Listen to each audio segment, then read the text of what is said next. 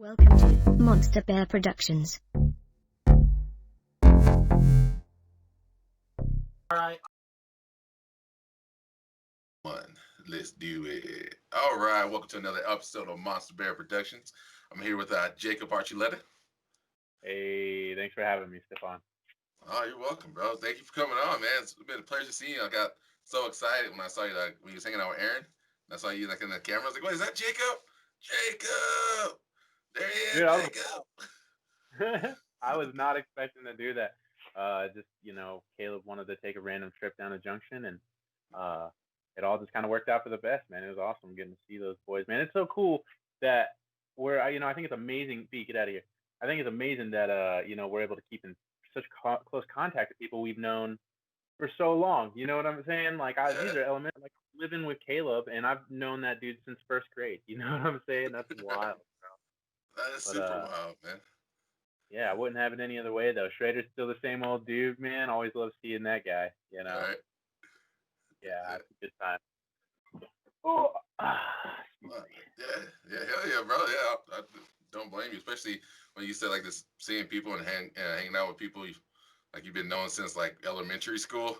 I mean, that's unique, bro. That's very unique, not very common nowadays either. Yeah, absolutely, man. I mean, even talking to you, dude, it's crazy. I've known you just as long as I've known Caleb. You know, it's and I'm sure it's gonna be just like old times, man. It's I'm really excited to catch up for sure. Oh yeah, man. Like you was like my first ever friend when I first ever moved out there to Colorado, bro. Yeah. It's like first person I ever had I lost my sleepover. Like when I had a sleepover at your house before, it was first time ever. That was dope, bro. I remember all that stuff. Good times, man. It was simpler back then, wasn't it? Yeah, it was a lot simpler. I want to go back to those times. I don't like these bills. I don't like it, bro. Where are you at right now? I'm in Mancos, Colorado. Yeah. You out there mining? Yeah. I'm out there working at the mine. So over there in Hesperus is where the mine is located. Mancos just smaller, cheaper than Cortez. Well, about the same price as Cortez, but cheaper than Durango. Dang. Okay. Yeah.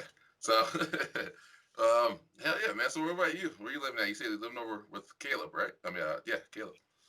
I'm out here in Fort Collins. I've been out here for a couple years now. Just kind of. I originally moved out here because I was doing oil field, and just I got laid off back in October of last year, so it's been a while. And I just kind of took my layoff, and I was ready to go back to work in March, and then COVID happened, so I wasn't able to go back to work the way I expected to. But it was all kind of a blessing, is the way I see it, because I just recently opened up my own business out here, and really excited about that, and to see where it takes me.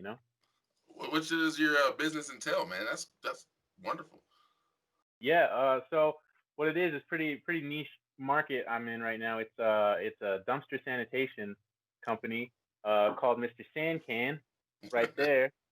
Also, if anyone's interested in that merchandise, hit me up because I got plenty of these shirts and they go for the low. So, it's pretty cool. It doubles as a pressure washing business, and it's been exciting. It's been a lot of fun. I got work tomorrow. But I'm just picking up, and it's just it's a learning process as I go, and I kind of look at this as my own introductory to business school. You know what I'm saying? Right. That entrepreneurship, man. I hear you. That's right, bro. Absolutely. I mean, I don't know. I always grew up with the mentality that you'll never be rich working for someone else, and that's something that I definitely found. And so just out here trying to make it for myself. Maybe start some of that family money. There you go. Yeah, generational wealth. Hell yeah, bro. Down with that. Yeah, I couldn't agree more with that aspect where you're saying about never get rich, work for somebody else. Like unless you're like, I don't know, work for a celebrity or something. But other than that, there's not really. You're only making them more richer. You give you just enough money to live comfortable, which makes sense on their end because they don't want to lose all their wealth. They want to continue their generational wealth, and they're supplying a job, so it's not nothing bad. But I always feel like I don't really hate it. I just don't like working, spending my time and my energy and my whole life just working for somebody else and to make them even richer. That was always my kind of mentality about it. I always like I'll do it. I'll give you 100% of my effort because I got to work for that paycheck you're giving me. But some part of me wanted to have that the old American dream, life, liberty, pursuit of happiness. That pursuit part's what I like. Yeah, no doubt, man. And if I'm learning anything, dude, it's just like it takes patience and planning, and you're gonna fail. You're gonna fail over and over and over and over and over again. But like that's the hump that you got to get over, man. You just have to accept that, you know, you make your mistakes, but your mistakes don't make you, right? So it's just Right. like no matter how much, no matter any sort of feedback you get that's negative or any of that, it's just, I'm learning to just block that out, right? Just get rid of all that nonsense. Don't worry about what other people are thinking or what other people are doing. Just do you, do something that you know, they've got that old saying that's like, you do what you love, you'll never work a day in your life. Well, I think that's kind of bullshit personally. I think that I think anything, even if you love it, is going to be work. It's going to be hard Right. work, and it takes time and stuff. And so, um, yeah, I don't know, man. I'm really excited to see what the future holds, man. It's exciting and all kind of terrifying at the same time. I mean, hell, what a year to start a business, Right. This actually might be the perfect year to start a business. Like, literally the perfect year. Most people are at home. A lot of people are not, working, so they have time to go look through your merchandise, the stuff that you're doing. Like, oh, what is this sanitation stuff all about? And they go have time to go look through that. When people are on the go and kind of busy and have nothing to do, they're like last thing they kind of like unless you don't really grab their interest right at the beginning go, they last thing they kind of do is like look through their phones and check a little couple stuff out on Facebook, like a few things, then they go to bed and rinse, cycle, repeat. So that's what so I think right now just perfect time to start any business. It's like without getting a loan, of course. I mean, without getting Yeah, a loan, with for just sure. starting from the ground up and investing the investments you're gonna make for yourself.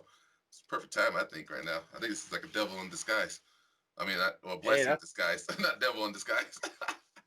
no, absolutely. I think you're definitely right, man. It's I heard two different sides of that coin, and I think I'm definitely on your side of that, man. I think there's never been a better time, especially to get into something that's sanitary. You're in these crazy times of uncertainty and you don't know what is coming from where. It's always good to just keep everything you can as clean as possible, right? And Exactly.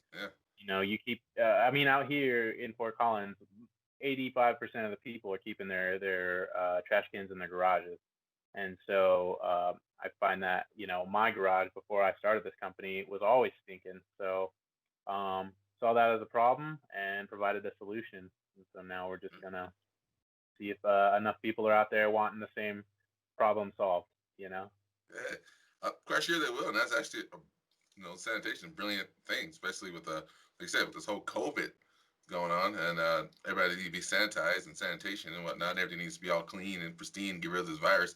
We're a perfect company, except for like the company you got. That's the most excellent company to actually go in and do that stuff, man. I can see it blowing up. I can see you in the face of it, man. I want free. All I want is not free, but I want a little shout out here and there when you make it big when I see you on top. Oh, of course, man. And I mean that's why I'm here too, dude. Like I was telling you earlier, like I used to have a podcast back in 2016 that I didn't see through all the way. So when I saw you doing it, man, and I see how consistent you've been, dude, I love that, dude. Like I'm here for it. I'm like, I just want to support. Like I think that you know, as it progresses, bro, I think you've got something. I think you've definitely got something going here as well. Oh, appreciate that, man.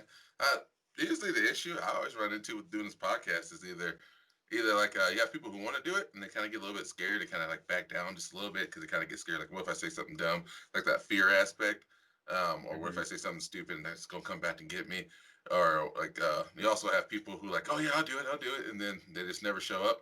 And then every once in a while, you just get like a great big run when everybody just like, oh, I want to do it, I want to do it, I want to do it, and you get them back to back to back to back to back, and you just take those as you get them. And I don't have really issue with it. When people, that's such as life, man. If you want to do it, you want to do it, and then if not, you don't have to. That's always, Absolutely.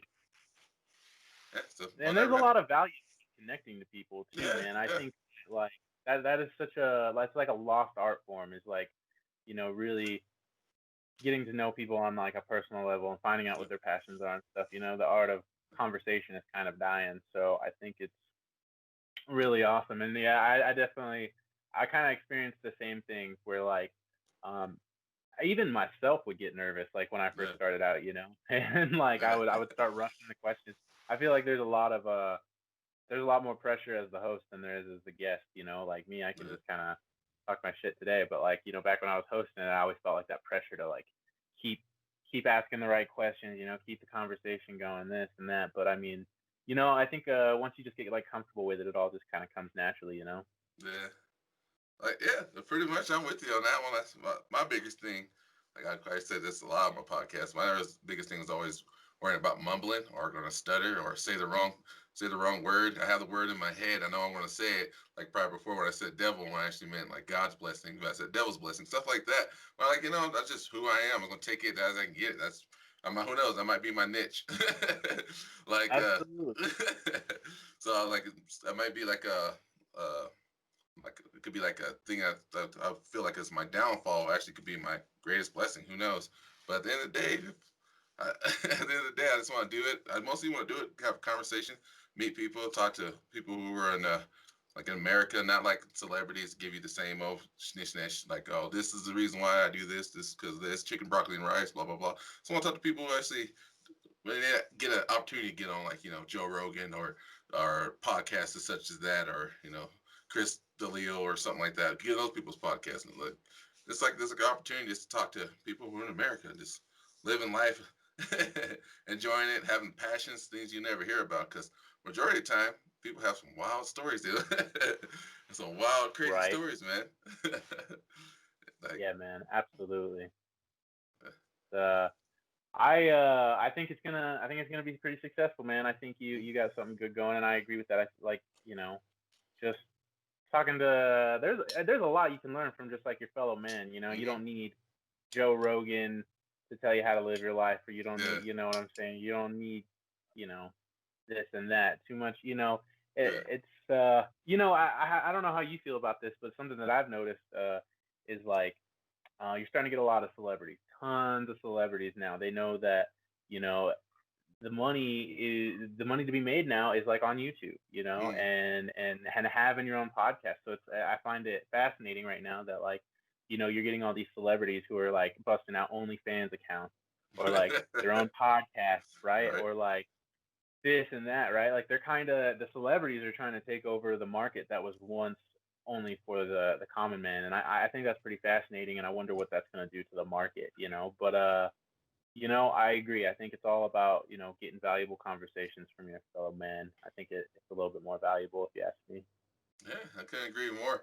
And and I also think maybe too, like most celebrities are, them also to play, devil's advocate. They might just be getting tired of always having to be not themselves. Like they always have to put on a face of perfection, what people deem is perfection, in Hollywood standards, and they don't want to do that anymore. Like some actually, listen to some of their like some celebrities podcasts. They actually you can like this was you the whole time.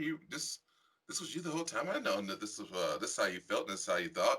And then like that's pretty cool too. And I think the market's open for everything like that. I think the OnlyFans thing that's funny. That definitely if you're a celebrity, money's definitely to be made there. I forgot who it was, but she broke over what $10 million overnight from just a Cardi B, I bikini. think. I think, Was it Cardi B or somebody? I can't remember. I think was it Emma Watson. Somebody did it.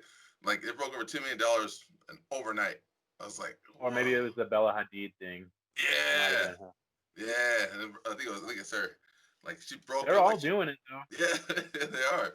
And it's pretty wild, man. That's pretty crazy. I know people are that thirsty for a not even a nude pic. It was a bikini pic. I was like, you can just Google it, you can just Google. Yeah, straight up, man. People go crazy for that stuff.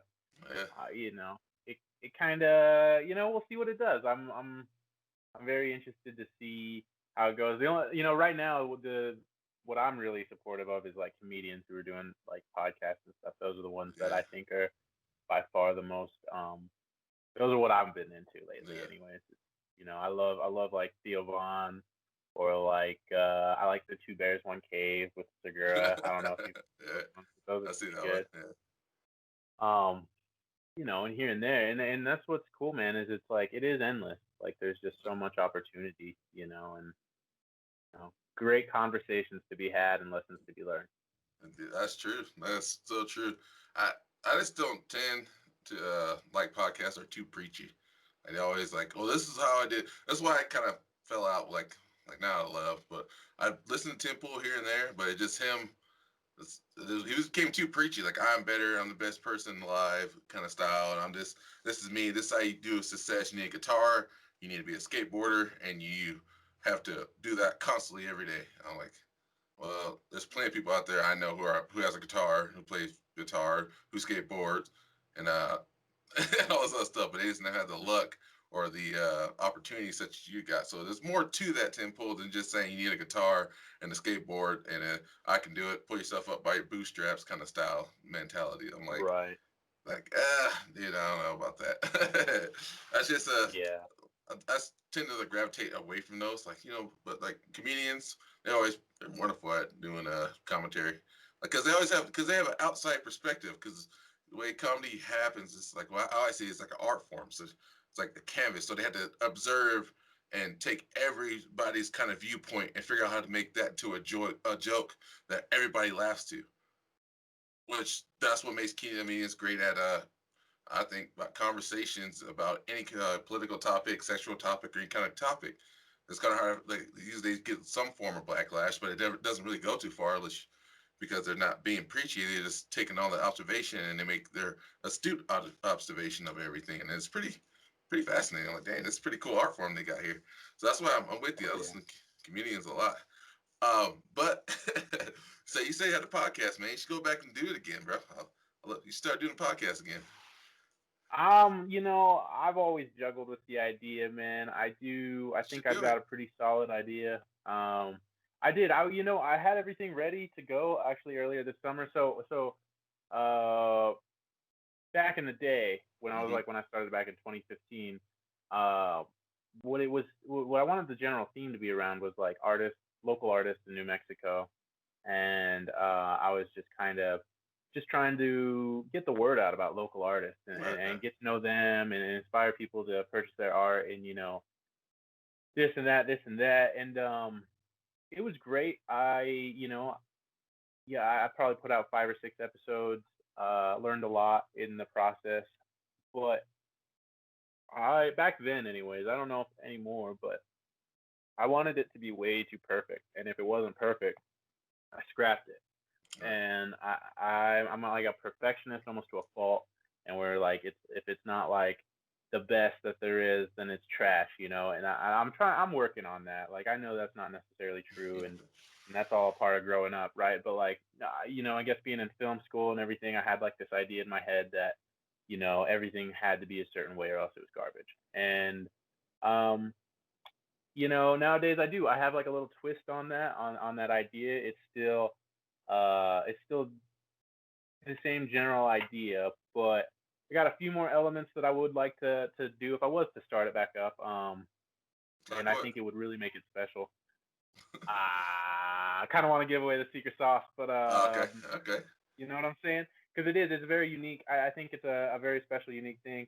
But it's funny because uh, I found another podcast. The reason why I didn't get it started this year is because we had Mm, fires everywhere, right. and so our city was on fire all summer. So basically, I wanted to kind of bring this outdoor element to the idea, and that kind of got botched because they had a fire ban. You couldn't camp anywhere. You couldn't do Right. anything. So it was just like a whole lot of stuff. But I don't know. We'll see what next year holds. This was back before I started my business. This and that, this and that. But I would. I'm still inspired. Talking to people like you who I see doing it, man. Definitely bring me that.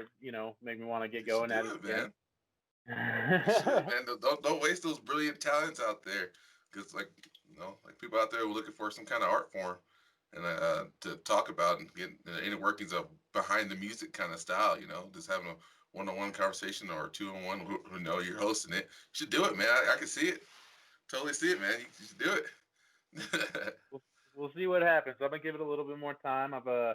Cause I got my hands full right now with the business and a few other things I got my hands in. So I do I do miss being creative though, and that's something that I kind of fell off from, and something I realized pretty recently was that I kind of feed off of other people's creative energy. So like I noticed that if I like here in Fort Collins, speak away. Here at Fort Collins, I'm not really surrounded by too many artsy people, so I kind of struggle to uh, I kind of struggle to be artistic on my own, if that makes sense. You know what I'm saying? Okay.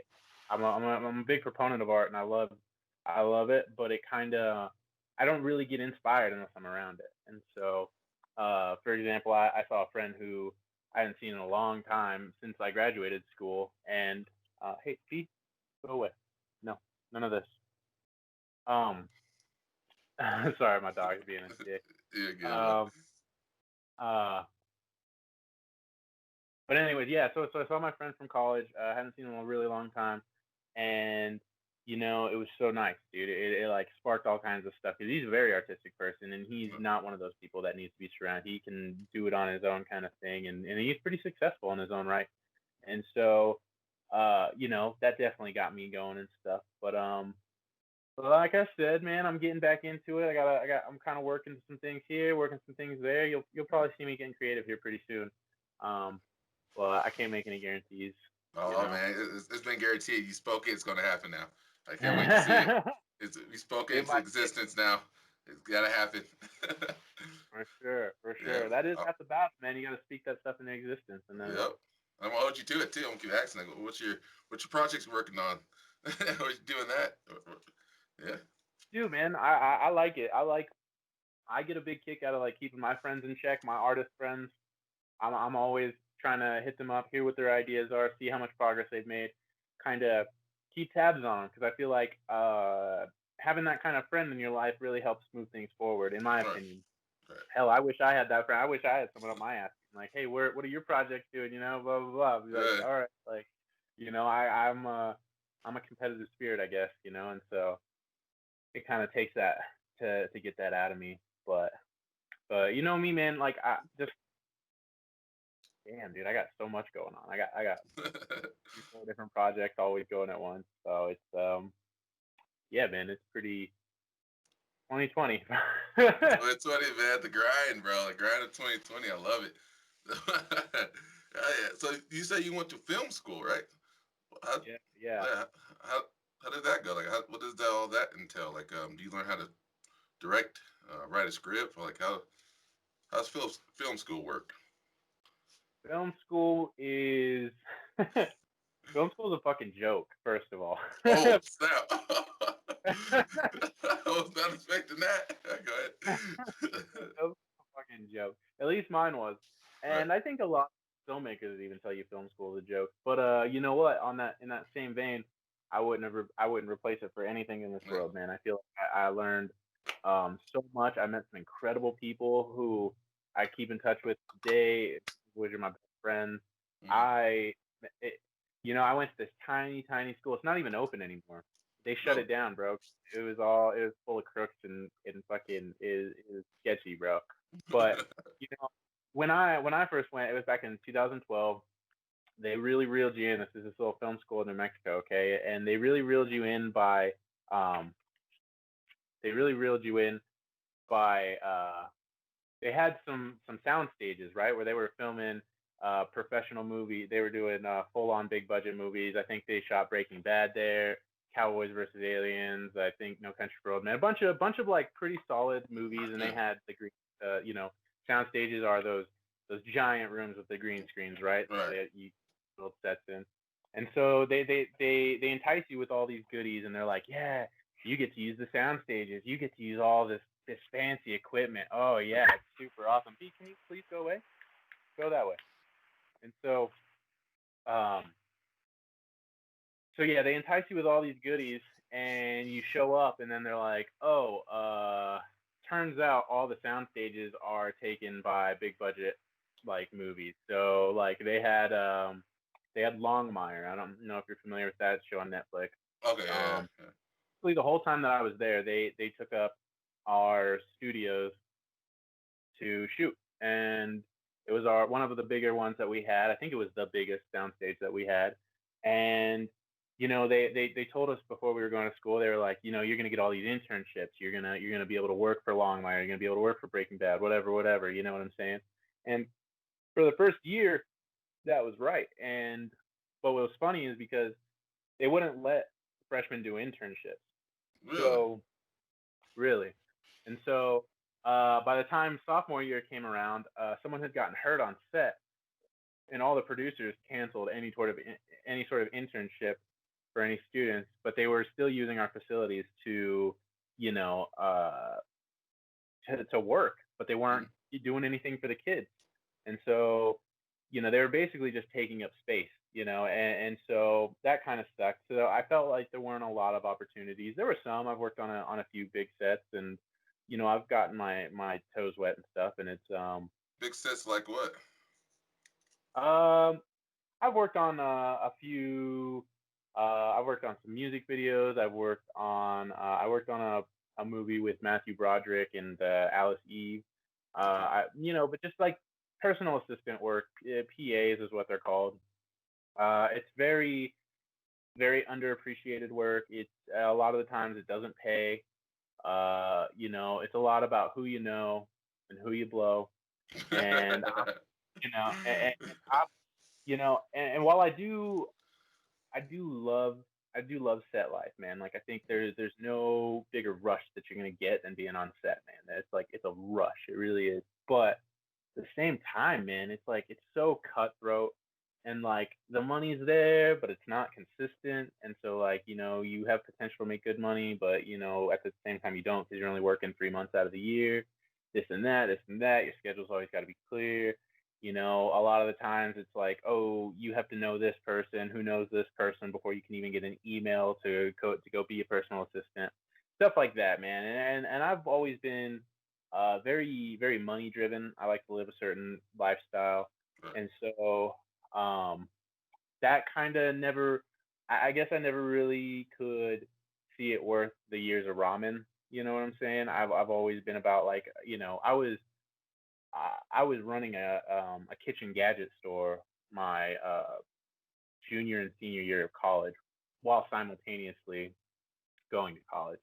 And so, I kind of got into the whole management side of everything, learning how businesses work, and that really like sprung a lot into me now, or it awakened a lot of stuff that I took now, right? Like it's kind of the reason why I opened up this business that I opened up. It gave me the skills to at least kind of do that. So, I've always been kind of a money first guy. That's why kind of the whole film thing kind of fell to the wayside for me. And then, stuff happened with the family, this and that. Ended up having to move back to Colorado. And yeah, just decided to go for that. I tried a few different things. I was managing a Sherwin-Williams for a little bit. Man, that was garbage, man. That's all corporate nonsense. Nah, it's nothing. And or hell, I joined the plumbers union for like a quick second. Also garbage. Like I think the profession is pretty cool. I don't think there's anything wrong with it. I think just the way my union was wanting to treat me, I wasn't about it. So I was like, you know what? Let's go big or go home. So I went for years and stacked up, man. I feel like a lot of people don't do that. A lot of people just get in, make a lot of money, get into a lot of debt because they think that money lasts forever, which it is absolutely not true. That money goes so fast, it'll make your head spin. So it's like, I at least try to do my part. I saved, waited for my next layoff, and here we are, and I was able to take all that money that I made in the oil field and invest it in this business that I own today. And great is I own it, and it's mine, and I don't owe anybody for it. And I'm very proud of that. But but it's not a forever thing for me. I think eventually I would like to maybe keep it, grow it over the next 5 years, and then hopefully someone who I trust will be able to take it over for me, and I'll be able to kind of take residuals. Sell it out to a major company?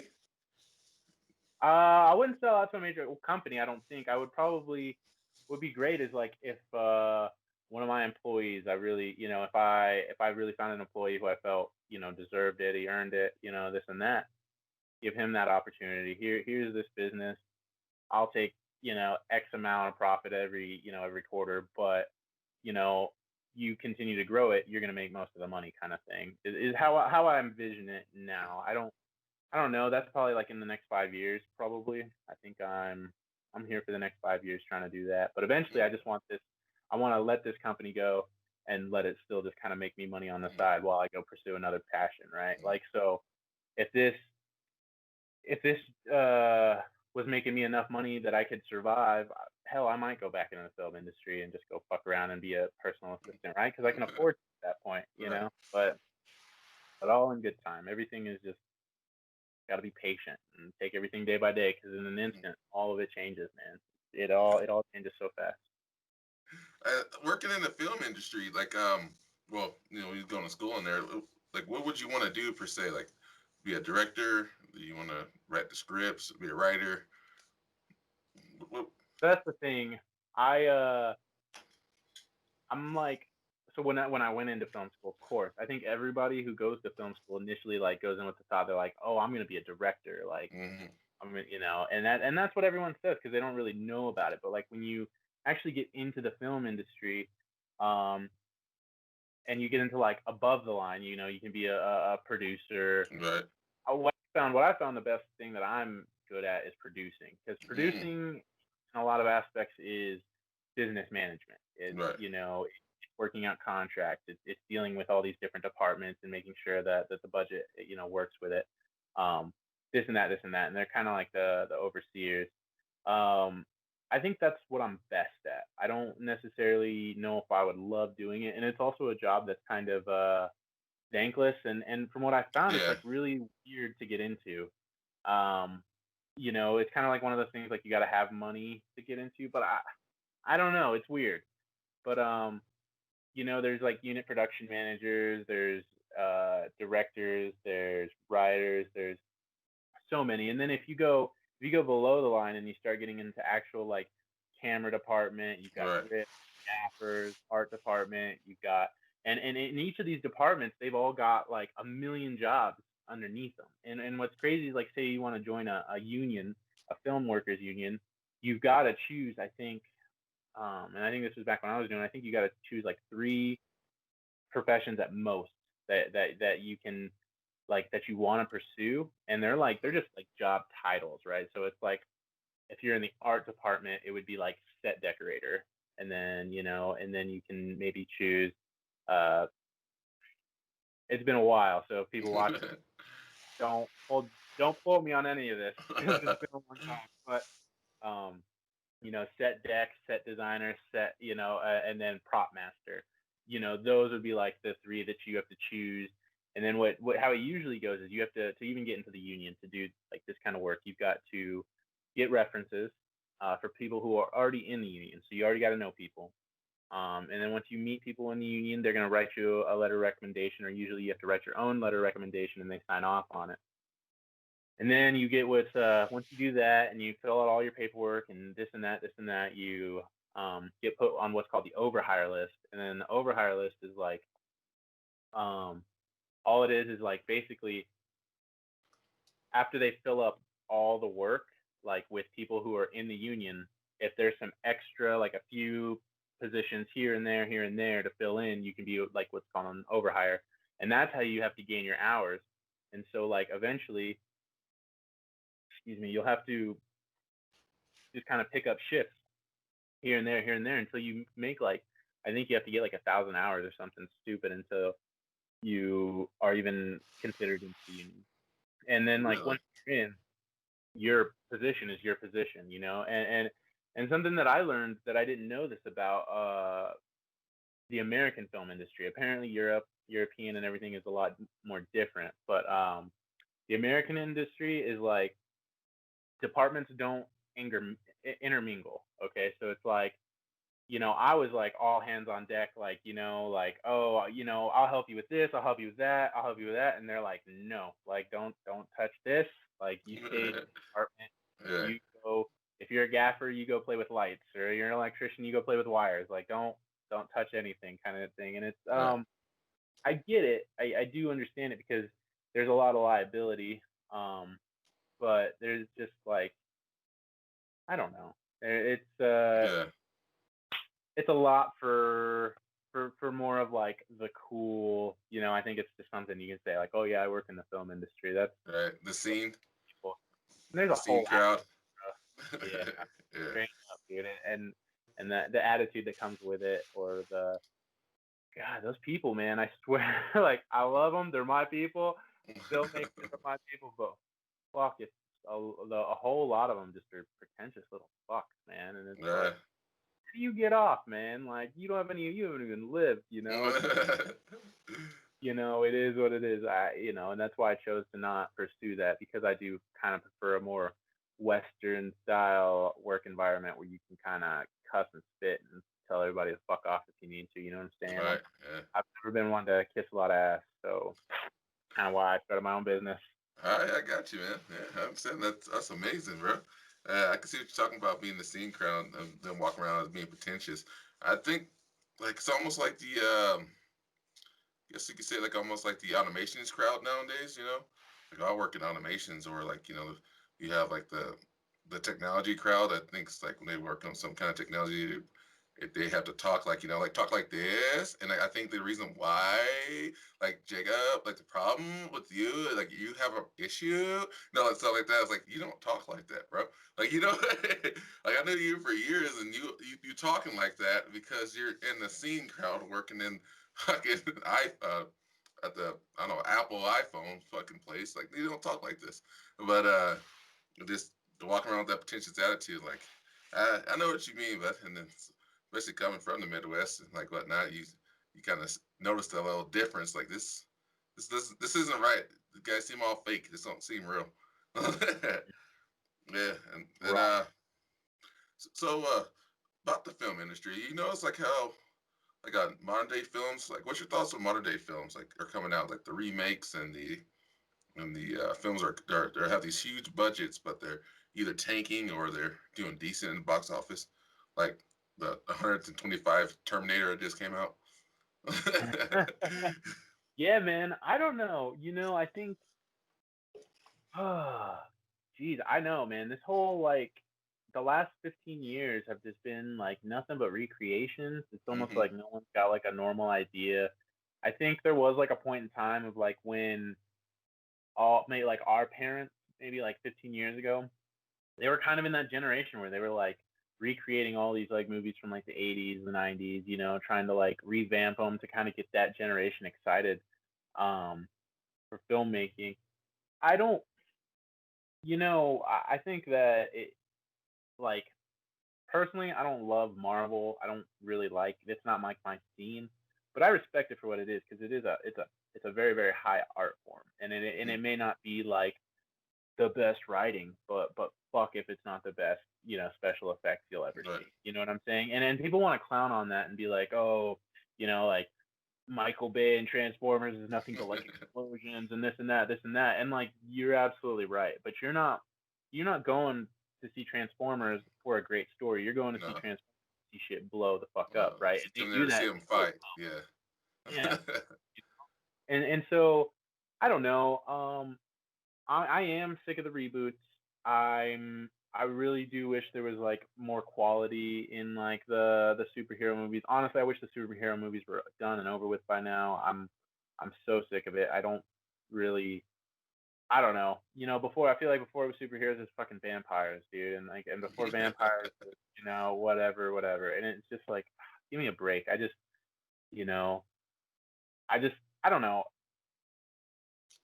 It's weird. The whole industry has changed, and see, and I think just being in film school in general has kind of made me like way too critical of That- film to the that's point what I can't even, enjoy some of them. You know what I'm saying? I That's don't the know if you. reason why I asked you, is because like you're in film school and I want to get your perspective on this. Like no, like kind of want to see like if it's a lost art form. Like, are people not taking any risk anymore? They want to play it safe, and it's where they're remaking movies that were beloved and kind of update them now. Or are people losing their creative mindset? Or studios are like, that sounds good, but where's the diversity, or where's this kind of thing? Like, you think that's what's going on, or Cash grab, bud. Cash yeah, grab. When there's that much money involved, everything is the art flies out the window. There's no such thing as, I mean, there's such thing as art, but art becomes, second on the burner. What it becomes is, oh, we're putting millions and millions and millions of dollars into this. We better make fucking twice as much back. And so, to do that, there's kind of a design, there's a template, there's design to all that you have to fill in and be like, you have to appeal to the masses. So that is gonna, usually when you have to appeal to the masses, your quality goes lower critically, right? It's, usually what appeals to the masses isn't considered artistic or even good a lot of the times. But so yeah, I think that one of the huge reasons is they were trying to appeal to that older generation, try to keep them in the theaters, because theaters are dead, right? Over in when I went to film school to now, the industry was completely different. Even back then, right? Like, right. theaters were still very much alive when I went to film school. Theaters are dead now, and so we had this whole Netflix, Hulu, Amazon deal that just kind of took everything by storm. And now it's even getting put, I think, a step further, where everything now is like YouTube. And I think that's the next, or kind of the last frontier of, really where you can be a creative independent and still be successful. Take like I don't know if you're familiar with like Letterkenny. Mm-hmm. Started as a YouTube, YouTube right? channel. So, yeah, and now it's a great, oh man, and I love that show through and through. I think I've seen that show all 8 seasons probably 3 or 4 times over, man. Like I actually studied that show. It was the last Really? it was the last thing, like, yeah, man. The writing is amazing. It's like, it's culturally fresh. It's like fun. It's fast. It's so Right. fast. You just have to like pay attention. And I love that. And it's like witty, and it's like woke as fuck. It's like everything. It's like everything you'd want in a show, in my opinion. Letterkenny does so Right. well, But I don't know. I guess like what I was saying before was that I'm so hypercritical of everything. I don't really. I tend to kind of shy away from even like some of the stuff that's doing really well critically, like say the new Joker movie. I don't know what your opinion on that was, but it was just kind of like meh to me, like, and it makes me wonder if, like, am I not able to enjoy films anymore, like, even for what they are, uh, or like Parasite. Have you seen Parasite? Yeah, I seen Parasite. You like it? What'd you think? It wasn't too bad actually. When I watched it, it wasn't too bad. It was like a it was like talking about the Korean one, right? Mm-hmm. Yeah, yeah, it wasn't too bad. So when I watched it, when I went into it, when I watched it, of course, I'm reading the subtitles and whatnot. When I watched it, I thought it was very well acted, and it spoke to like the great wage gap about like humanity, especially how every country's kind of dealing with that in their own kind of form. And when I watched it, and like how what would people do to get to the top when they sacrifice their whole entire family, put on portrayal, and them living in that those people's basements and house, and then the dad living in. I'm like, whoa, this is pretty wild, man. Like it was pretty good actually. I actually thought it deserved the hype it got, in my opinion. What about you? I left disappointed, man, and I don't know what it is, dude. I think it's just something that film school does to you, dude. I think it just kind of makes, if I smell any sort of hype, I'm very quick to like dismantle it and Why be did you like, leave? Why did you leave disappointed? Like what about it made you feel disappointed? Was it the acting, the writing, the the scenery? no. And that's the thing, man. And that's the thing. I wonder if it's like a me problem at this point, because like I No, wonder if no. I'm just like not able to enjoy anything, because it's I don't know, like, it was beautifully shot, like you could tell that a lot of these shots were done with intent to foreshadow or to Mm-hmm. kind of lay the theme of the show or of the movie. So no, shot beautifully. Um, it was like funny, but it wasn't. It was like kind of dark humor, right? Yeah, yeah. And The acting was great. The everything about that movie is like on paper, it's a great movie, right? But maybe I'm just getting sick of like these movies where they're like very, very, very, very slow all the way up until the very end, and then there's like this massive murder scene. You've got Parasite, Joker, Hereditary. uh, Hereditary. Wait. Like No, Hereditary. other than I the love. beginning, man. I see. I knew it was gonna get you. But if you look at Hereditary, it's pretty slow until the very end. Like it was very slow. Only action scene you had when the sister got hit by the pole, and that was pretty much it. Other than that, like this the slow build up is almost like Insidious, the Conjuring kind of style. Like I liked the Hereditary. Don't get me wrong. Don't get me. I liked it, but it was a very slow That kind of director build up. to my film school, which is Yeah. crazy. He went there Really? probably like 4 years before I did. And I mean, like the school that I went to is very small. I think my graduating class was like 100 people. So I found that pretty cool, and I didn't even know it when I saw the movie. I saw the movie and I loved it. See, like Yeah. Midsommar, not my thing at all, Yeah. dude. I hated that movie. But there's just something. I think it's Toni Collette. There's just something about her, man. Like she's just such an amazing actor. She's She's yeah, she so is. and She I is. think everybody did a great job, like in all their roles. The girl, the husband, the kid, everybody, man. I just that movie in all aspects. That's like the one horror movie that like that Got you. actually shook me to the core, dude, for the Yeah. longest time, man. Yeah. Oh, yeah. I, I Um. I think of the most of all the recent movies, like when it comes to like like Hereditary, I think The Ritual got me a little bit more than Hereditary did, which is weird. The Ritual, you ever seen that on Netflix? Oh I gotta no. get yeah, give that a watch. It's like a I can't remember that. I can't remember kind of where it's based off of. It's somewhere in England. It's like a mythological creature, like more of a I can't remember. I forget. The name is slipping me. That's why I needed Jamie for. Look that up for me, Jamie. What creature is that? It's called like the name is slipping me. But yeah, like the ritual kind of got me. Just the overall message of the ritual and the guilt aspect, almost like what Hereditary kind of had, because they inherit that and whatnot and all the good stuff. But Hereditary was very crazy as well. But those two movies, I kind of watched those movies back to back. The Ritual got me a little bit more than that Hereditary, but The Ritual was a slow burner too. It was a very slow burner, and I was just like, oh, Yeah, these slow burns are really becoming a theme. Even like Once Upon a Time in Hollywood. Talk oh about a slow fucking burn, dude. yeah, That was like 2.5 hours of fucking love story to LA and like 20 minutes of fucking Brad Pitt just kicking everybody's ass, that's whooping Bruce it was Lee's like, ass. damn it. Oh Yeah. my Yeah. That god. That movie was kind of banking on people knowing about the what happened to Sharon Tate, because like yeah. if you didn't know what happened to Sharon Tate, the suspense and the thrill at the very end, you're like, I don't get it. Some people can leave. I can see why some people will leave. Like I don't get it, because that was a big old thing too. Like what, I don't get it. Then they had to go back and Google. Like, oh, that's why. Oh, okay, it makes sense now. Yeah. So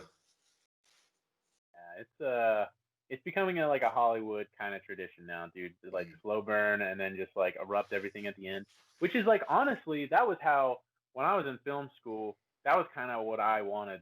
That's what I kind of had yeah, an idea for. I was like, I think the future of movies is kind of like slow burns and then just like one graphic fucking killing scene or one fucking epic fight scene or whatever it is. It's just like you build, you build, you build. But now that I'm seeing it so much, I'm glad I never made one of those, and I'm glad yeah, like because um see and I agree with you to a sense, but I think without any spoilers giving away, I think that the scene in Hereditary with the girl with the allergic reaction, I think mhm, that was enough to really carry the movie because I think that happened in like the first 30 minutes, and for yeah, that was enough to just kind of keep me going. I was like, yeah, oh, I'm fucking sold, dude. Like this is terrifying. Like and just the way that whole scene plays out, I think that is one of the coolest yeah. horror movies I've ever seen in my life. Oh, I agree with you. Yeah, Hereditary was. I'm not knocking it.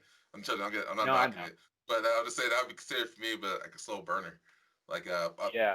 like a non-slow burner horror wise would be something. Let's see here. I guess it would be. Guess so. I was gonna say like I mean like something like Saw 2 or something. You know, like kind of just like all a bunch of action, a bunch of like traps and gadgets kind of going on. Maybe like a Final Destination kind of type. Those for me are kind of like the fast, keep it going horror. Like one or two death scenes in between. Like The Grudge to me would be considered like a slow burner as well. You know, people died, but it's like it wasn't like back to back fast, almost like action packed kind of style. Right. But that is my opinion of about like what slow burners and what not slow burners. We can have this like wonderful, fantastic debate if you want to, but but I totally agree about Hereditary being an excellent, well written, well acted, well told story. It's typical, but not typical in the sense of like modern day movies. Like everything's kind of repeat the same, like Paranormal Activities, The Conjuring, stuff like that. The Nun. Ooh, now that's a true slow burner right there. Nothing happened. Literally nothing happened. But oh god, that was a waste of time. But What do you think yeah, the best movie you've seen this year is? this year. 2020. Let me tell you. Yes, I haven't seen one yet. Actually, to be honest with you, best one this year. What about you? Well, I've been calling it. Honestly, I haven't seen really a movie that's inspired me as much, and I didn't see it until 2018, Mm-hmm. or I didn't see it until 2019. But it came out in 2018. But I've just been calling it my favorite movie of 2018, 19, and 20 because it's just Mm-hmm. that fucking good. If you haven't seen it, check out Sorry to Bother You. Have you seen that movie? Yes, I have. That was sorry. Yeah, with the voice. Yeah, Yeah, yeah. It that fucking is so good. is, dude. Oh man, I did not expect the ending with the centaurs. Dude, what It the was. hell happened? Yeah, I'm in love with like surrealism Yeah, and like, people's ability to just kind of like take you in and out of like fantasy, but kind of still kind of keep the world grounded. intact. Yeah, hmm Yeah, dude, I fucking like I've seen that movie so many times now, and like I can't get enough of it, dude. I love all the political commentary. I love, you know, the themes. I love Lakeith Stanfield, man. That dude's just a man. fucking just a pioneer, bro. Like he's a you know that dude. He acts. Did you see him in Uncut Gems? Did you watch that Yeah, one? yeah, I seen that one. Yeah, that was a good one. Great That in was that. one too. He does great in Atlanta, but he's in a band, and I don't know how to pronounce it, but I think it's called Hetikel or Tykel. I don't know how to pronounce it. Don't quote me on that, but it's like Hekeil or something like that. But it's like this like indie little pop band kind of thing going, and he's like the front man for it, and it's like it's sick, bro. Like that dude's so fucking talented, man. He's something special for sure, bro. Uh, You know what? He's very underrated too for that. You know, being a multi artist. It's Childish Gambino, bro. Like oh, Child. 100%. Oh God, he does it all from comedy to acting to music to painting. You ever see some of his paintings? I didn't know. Yeah, this guy has some talent. I mean, talent, very talented, and I can see, yeah, I can see that. I gotta check out check out his band, man. Yeah, absolutely. You should. Yeah, and it wouldn't surprise me that Lakeith has taken inspiration from Gambino since Yeah, they've been working together on Atlanta. well, You yeah, know, but he is kind of falling in that same vein of like acting, music, okay. and just like entertainment in general. I think that dude is gonna definitely be one of the great actors of tomorrow for Oh, sure. yeah. If he's not already, I He, think he's definitely up there. very underrated too. His acting skills are very underrated. Not getting the major big roles because people still used to like the Brad Pitts and their Denzel Washingtons and whatnot. There's nothing wrong with those actors, but I'm just saying, like like people are used to those kind of like type like that, and not used to this guy who does it all. You know, like Right.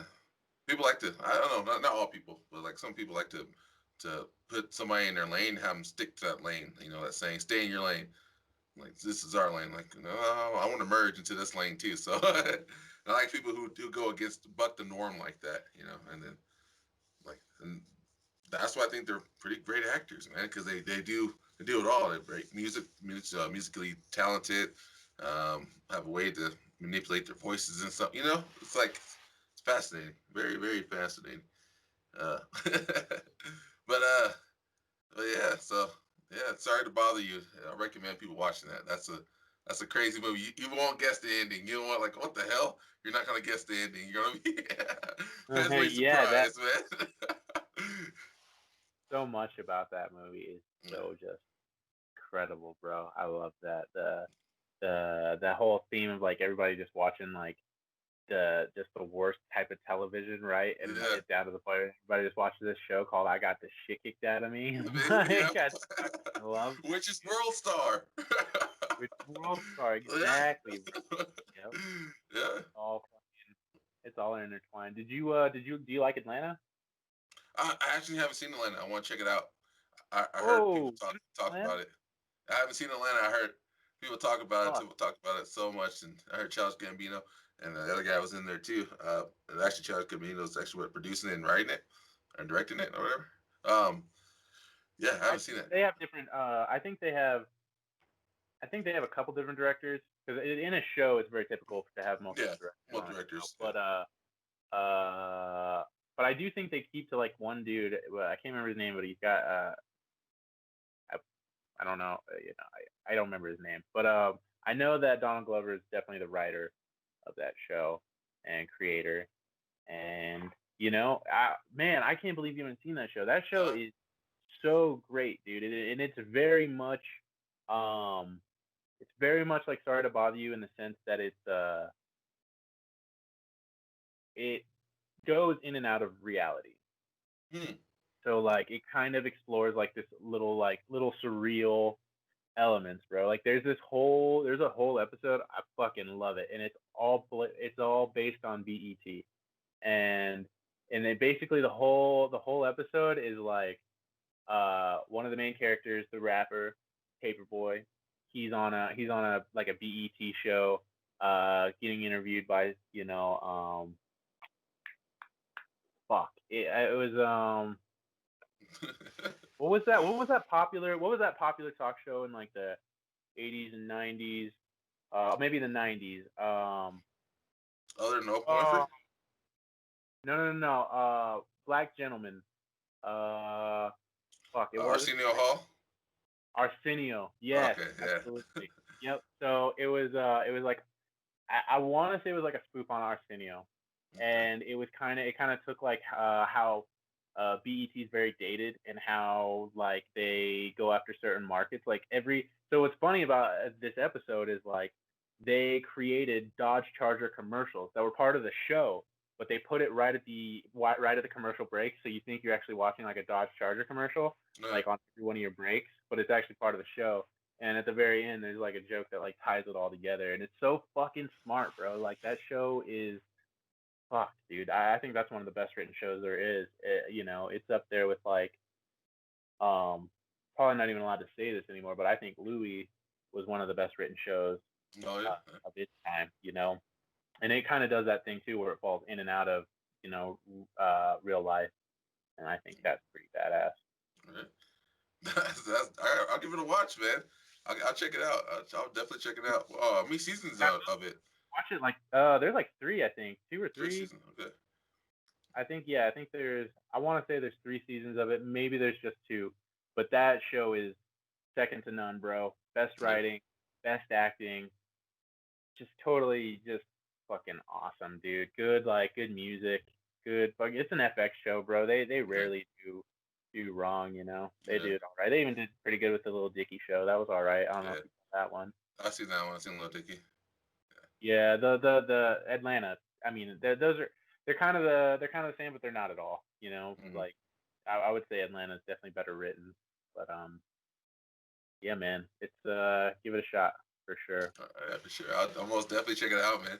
Now, you got me hooked on these shows. Now I'm gonna check it out. I might binge it. I might binge watch my whole weekend away. Yeah, man. Hell yeah, man. Hell yeah. So is there anything you want to create, like, or direct or write, that you maybe want to post on YouTube or something? Get your creative mind going. 'Cause you say you have a hard time. Like, what gets your creative mind going? I guess will be my question. Like, what would it take? Like, what inspires you to have a creative mind? Because you say you see others doing it, but what will that lead to? Because you're doing film school, so it's not a loaded question, of course, but I'm just saying, like, what inspires you, man? Like, I know you said other That's a people do. that's a great question, man. I think it's like other than like so, and that was kind of like the whole reason for me wanting to get this podcast revamped was like Mm-hmm. I love being surrounded by a group of people who are wanting to be creative. Like whenever I'm around my creative people, I feel very creative myself. And that's like that's unfortunate for me, right? Because I'm not always surrounded. And so that was kind of my goal. But you know, uh I'm not really sure what it takes. Sometimes I'm not even sure if I still even want that for myself. You know what I'm saying? Sometimes I wonder, if I kind of left all that behind for a reason. And I do. Part of me still like kind of wants to go back to it and try to like, like do this, do that. But I think it's not going to happen if I try to like force it. I think it needs to come naturally. Like I've had some really great ideas, but like honestly, I've learned shit, I'm 28 now. I've learned at this point like I'm a great writer. I'm not even gonna try to front. Like I'm a great Okay. writer. Okay. I've won awards for it. I'm the shit. However, I don't enjoy doing it. I feel like when I'm behind a computer and I got that bright screen just staring at me in the face while I'm just click clacking the keys, I'm just like, ugh, fucking drives me nuts for whatever reason. I'm just and that goes for like editing too. Same exact thing. Like I can't say that I'm a great editor, but I know how to edit, but I don't enjoy it. So that that kind of stuff is like kind of more of a nuisance to me.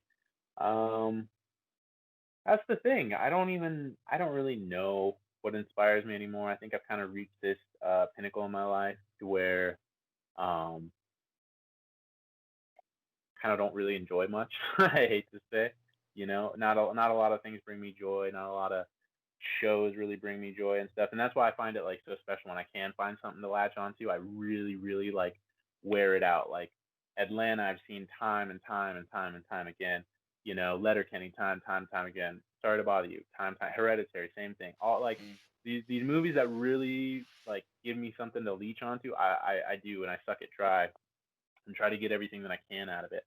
Um, but it's not consistent. I've got some great ideas, man. I got a great idea for a show that I've discussed with some of my writer friends, and they think it's an amazing idea as well. I do too. I think it would be a hit, but it's just like, man, to sit down. It was all so much simpler before film school, man. And I think why I Mm. don't recommend film school for anybody is because I feel like it has a real ability to kind of kill Your passion. that creative side. Yeah, man. Okay. It kind of they kind of you you go into film school and like the world is just like open, man. There's no rules. You can like like make whatever you want, make whatever you want. But as soon as you enter film school, they start you know kind of molding you to how they think It should go. think should be done, and how and it's enough to kind of kill the creative spark in you.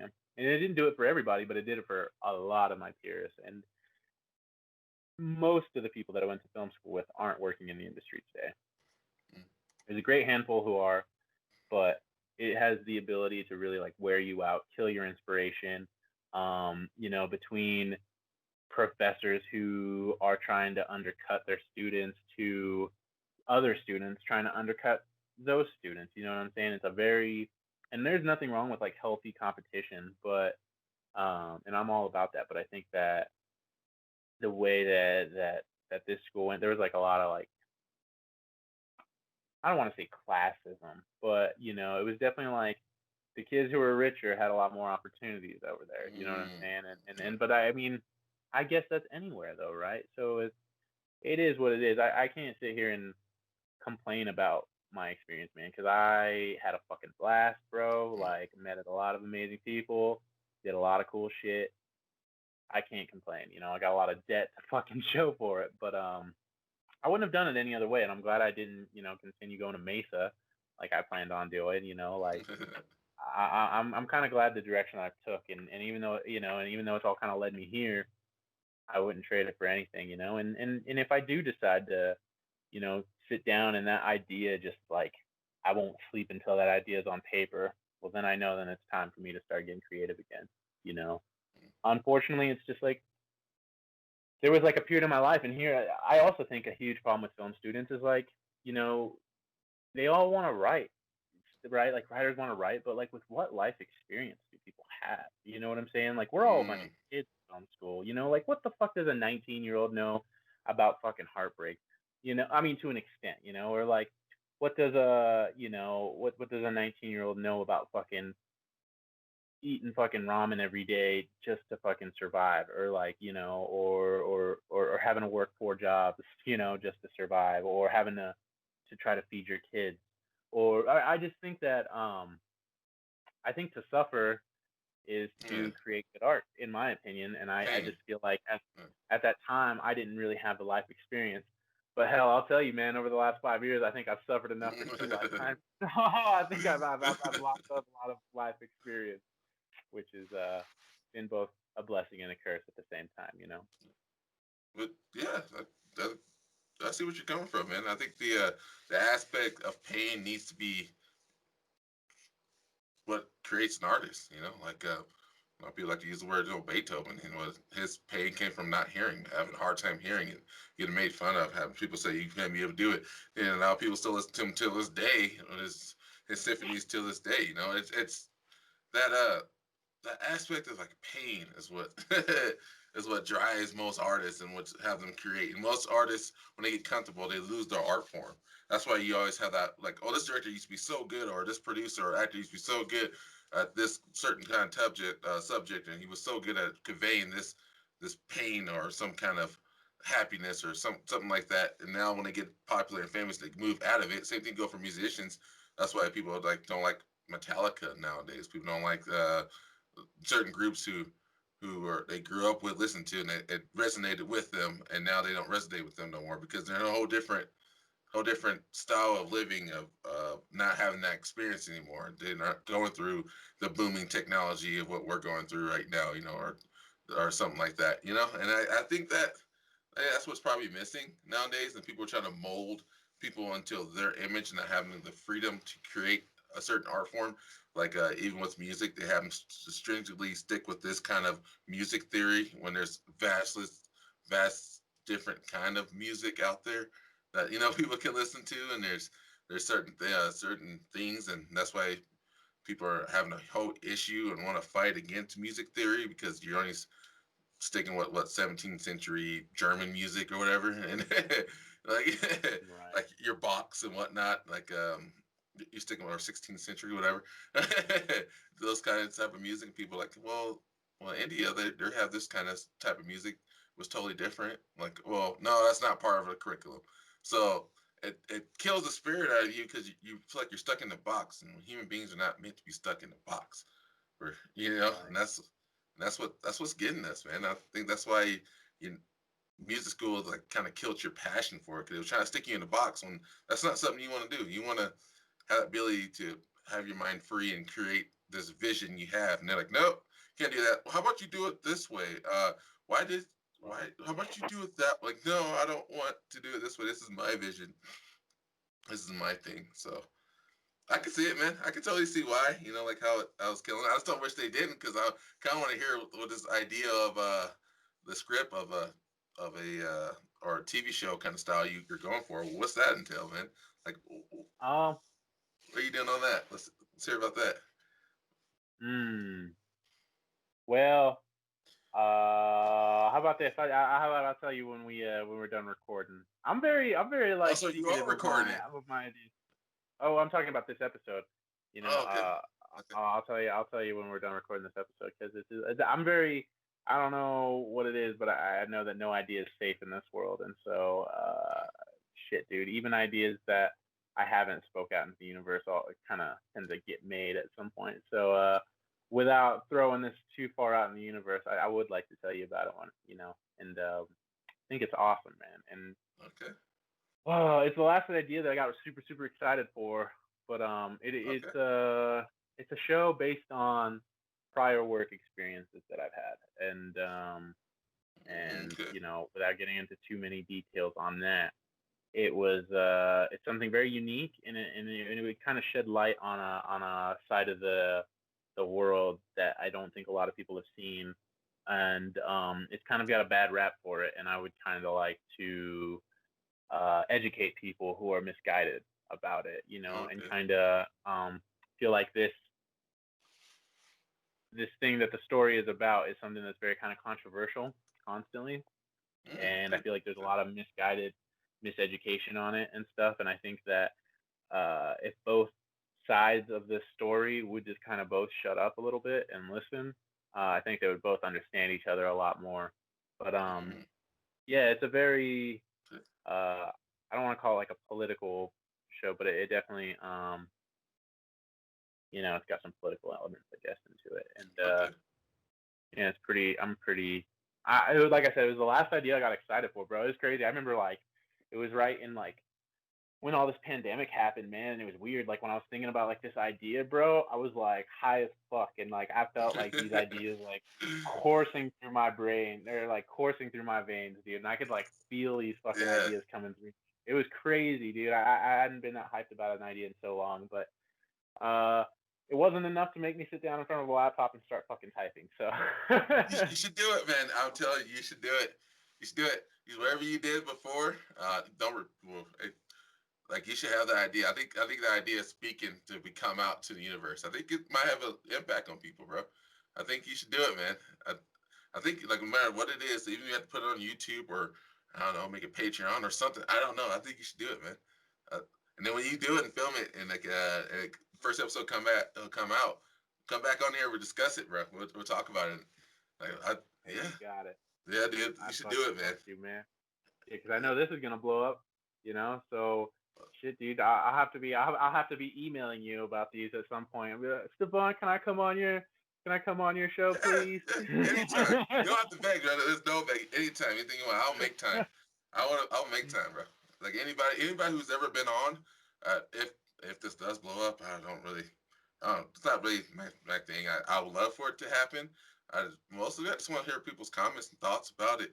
And if I have like negative comments, thoughts about it, I want them to come on and tell me a reason why they object to this kind of thing or they disagree with what I said.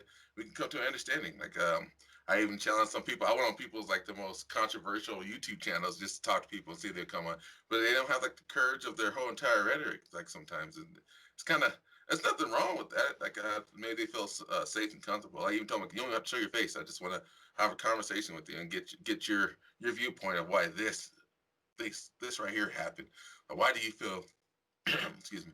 Why do you feel this way? Why do you like what makes you tick? Kind of like what? Why do you disagree with this person with such passion? Like this is coming from passion, like or a troll, or like a person who's trolling. Like, all right, so what this is what makes you feel good about this? What usually most trolls have some kind of pain that they went through something like that, like affected them bad. So like like let's talk about it, man. Let's discuss it. Let's have this conversation. Maybe you can, since you're trolling right now, like maybe you can reach out and have that conversation to that person who's going through the exact scenario that you're going to, instead of breeding this whole entire cycle of like, oh, this troll block, get rid of. Talk to him. Let's see, or her, or whatever. Yeah. Pretty Who hurt you? Who hurt you, Mr. Troll? much, yeah, pretty much, yeah. Who hurt you? Who did this Butt style to you? 69. Who hurt you? Who Yeah. hurt you? Like that's pretty much kind of stuff. Well, if I've learned anything this year, man, it's listen to people, man, especially people with opposing ideals. Yeah. Like Yes. um this story that like really really inspired me last year, and I still try to keep this story in mind. I don't know if you've heard of this guy. I think his name is Russell Davis, Okay. and Yeah. he was Yeah. the black dude who infiltrated the KKK, Mm, and he was the one who like he just listened. He just listened and listened, and just tried to like understand these people, and he didn't pass judgment, and he didn't try to fight them, and he would just have conversations that never got like too heated or anything. And eventually people turned around to see things his way, right? Like he got like this leader of the KKK to step down from his position, right? And like, and a lot of that time, what he stresses, what like the moral of his story is that like if you got two people who are just like talking, no one's listening, and you can't make progress if two people are talking and no one's listening. There's no progress to be made. So if I've learned anything, it's like, yeah, dude, of the oppositions, it's very important to understand the opposition, and regardless of like who you voted for this last election or whatever, I definitely made an effort, especially this year, to hear both sides and to really try to understand the political party that I wasn't with, and I really did my best to try to just like. And I've had really good luck with like listening to people with opposing views and really just like listening and proving that I'm listening, but also challenging those ideas. You tend to get pretty good results. And I've changed a few minds, or I've at least, I can't say that I've changed anybody's mind, but I've definitely made people think. That's for sure. And I think that's what's important. It's just like, listen to people, even if it sounds like their ideas are fucking stupid and dumb and unfucking reasonable. Do your best, man. Hear them out, and hopefully they'll hear you out and see things your way. But that's not always going to happen. But try, Yeah, I totally agree, man. I think that's the problem we have now. Like, it's funny, the internet wasn't designed to become an echo chamber. It's supposed to everybody have a library, a book in your hand. Like, oh, well, is this true? But is this true? And they can look it up and Google it, and everybody can help boost their intelligence when it comes to that particular subject. Now we fast forward, people are living in echo chambers, which is which is fascinating.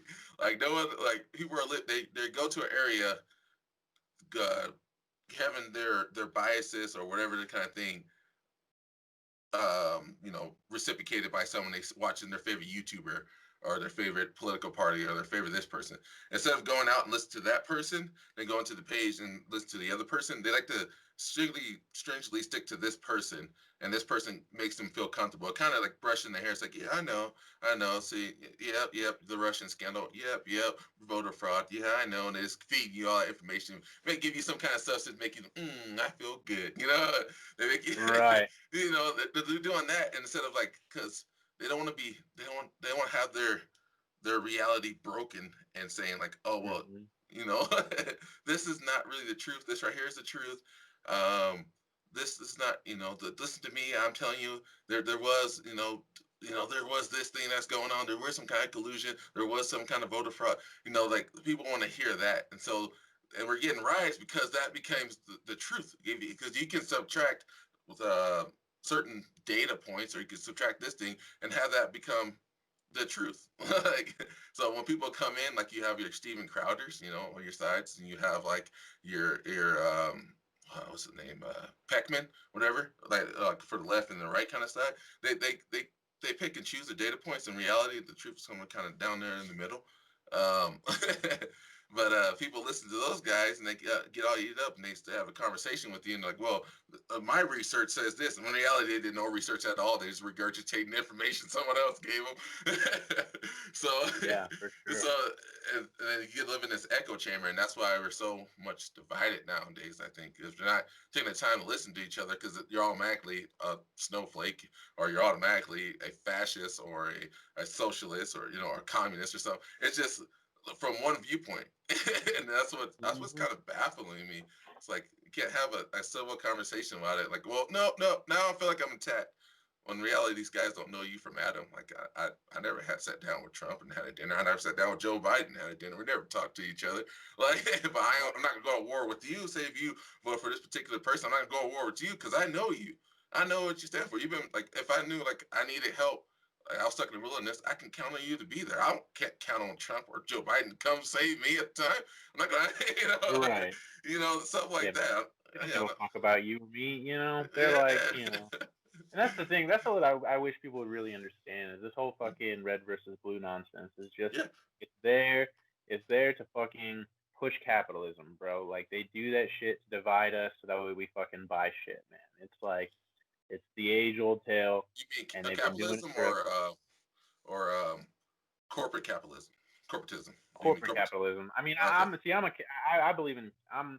I'm a strong purveyor of like capitalism. I do like it in its own way. I respect it, but I also think that there's like corporate capitalism Mhm. is not capitalism. Like I don't even think this country is ran by Amazon, Walmart, fucking Coke. It's all Under. you know, Yeah. and so the like they're all there and they're pushing these separate agendas, man.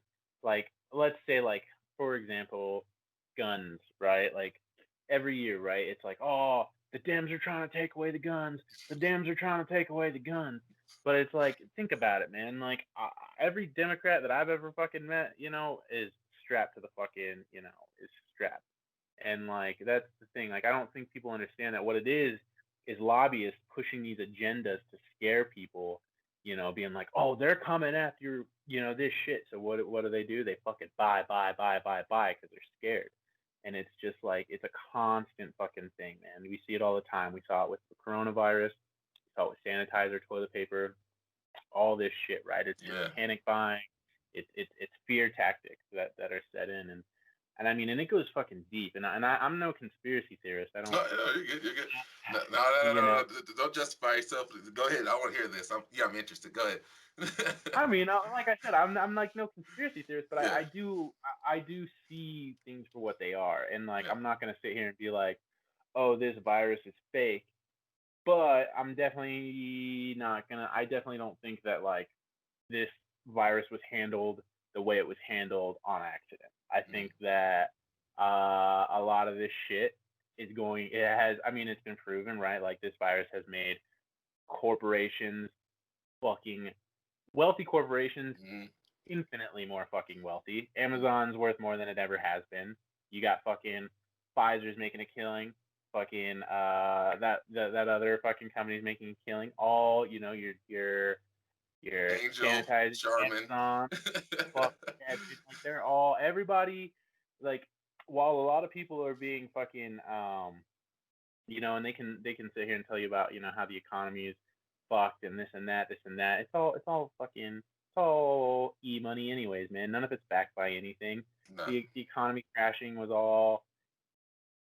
I'm no economist either, so I feel like if smarter people were to listen to this, they'd probably shut me the fuck down. But I think you know I personally think that this shit was no accident, and I think it was made to maybe no, I can't say that I think this. I think it wouldn't surprise me though if this was kind of a population control, Eugenics. kind of yeah, just kind of get rid of the fucking kind of get rid of the weak. The world's overpopulated as it is. So fucking, because I've met so many people with the virus already. And the way they describe it to me, they're like, this is no ordinary sickness. Like, I had a friend tell me it felt like fucking it came in, he was sick for like 2 days, but it fucking napalmed his insides is how he described it. And he says that like, he still can't taste or smell after like a month, or he's barely getting his smell back. And he just says it like it didn't feel like a real sickness, but it felt like fucking like it was weaponized is the way he described it. And I was like, that it wouldn't fucking surprise me. I'm not saying that's how it is, but think man, like, Operation Northwoods back in what I think was the 60s, where I think it was the U.S. I don't know the technical term, chief of military, head of the military, had proposed to Kennedy. Was Kennedy the one who was assassinated? Yep, Yeah. Kennedy. So proposed to President Kennedy that we perform a domestic terrorist act on our own country and blame it on Cuba so we can go to war with Cuba. And so none of that surprises me. This was something that's proven. This is declassified information. So, well, I mean, that wouldn't surprise me if 9/11. I mean, shit, dude. Like, Kennedy said no. That's the thing. Kennedy wasn't about it, and Kennedy said no. Kennedy got killed. and so like so maybe they were so they got Bush up on it, and he so like it doesn't. I don't think our leaders are really looking out for us, man. Our leaders are just looking out for their fucking wallets, bro. And so they will fucking happily. These people they're fine with killing millions of people. You know what I'm saying? Like if it's what needs to be done, maybe the greater good, the population. You know what I'm saying? This world is running out of room. We fucking are we're reproducing at an exponential rate. It's gross. We are, but we aren't though. It's just we run out of room for own land. Like when people, if you look at Africa, Africa's not even fucking barely even populated. It's like you get 2 or 3 off, and I see like you know what I mean. Like we're in this world, we're running out of room. We're running out of room for a, I guess, capitalism kind of mindset, like owning property and whatnot. Mouths to feed, agriculture wise. It's like it costs the cost of having this many people is costly, but it also help boost your economy too. So like that's why our GPD is so high. So like per capita we're so low compared to like not really low. I guess we're mid. But anyway, but when it comes to like you're saying with like so this is virus for example, us being locked down, we're gonna kill hundreds of millions of people in third world countries. They're gonna starve to death. Like people, I mean, like literally, say for example, it's like a 99.8% survival rate when we lose about 2 million people. Then you run into the argument, where people it's like the train, like you push the loved one to save. Do you pull the lever to save one, or pull the lever to save a million? But what if that lever is your loved one or your spouse? We still pull that lever, like that old train argument that people say. So right now we're pulling the lever right now to save one, where there's gonna be hundreds of million people are going to die of starvation, which is wow. If you think about it, like, if you take a step back and actually, I'm not pulling this out of my ass. It's actually just what they said was going to happen. Like millions and millions of people due to lockdowns are going to die in third world countries, not having trade or food or whatnot to give what first world countries. So we're going to kill millions and millions of people who are knocking on heaven's door right now, for food wise, because the way we're living, like of modern day society. First, if you're not first world, there's no such thing as second world. Your last world, it's we're doing that right now, and if you really want to think about the humanity of it, would it be better not to lock down when we lose grandma and grandpa, or maybe some friends, people who has pre-existing symptoms, or do we want to kill somebody we don't know, a fufu or a hihi, whatever, in a third world country? We don't know who they are, and I look at that the same way as I look at politics. Like it's hard for me to personally give a fuck about somebody I don't know. I can have empathy for you, but to actual fuck is kind of hard, because I will be sad at the moment, but it won't impact me. Like, for example, if I lose like a loved one or a best friend or something like that, that's going to impact me through almost the rest of my life. Someone who, I don't know, like the Boston bombing that happened, whatever, them getting hurt, yeah, I felt sad, I felt empathy and hurt, but we barely talk about it anymore. We move on. It's not really affecting my life, of course, like it is if I lost a friend or somebody. You know what I mean? If that makes sense.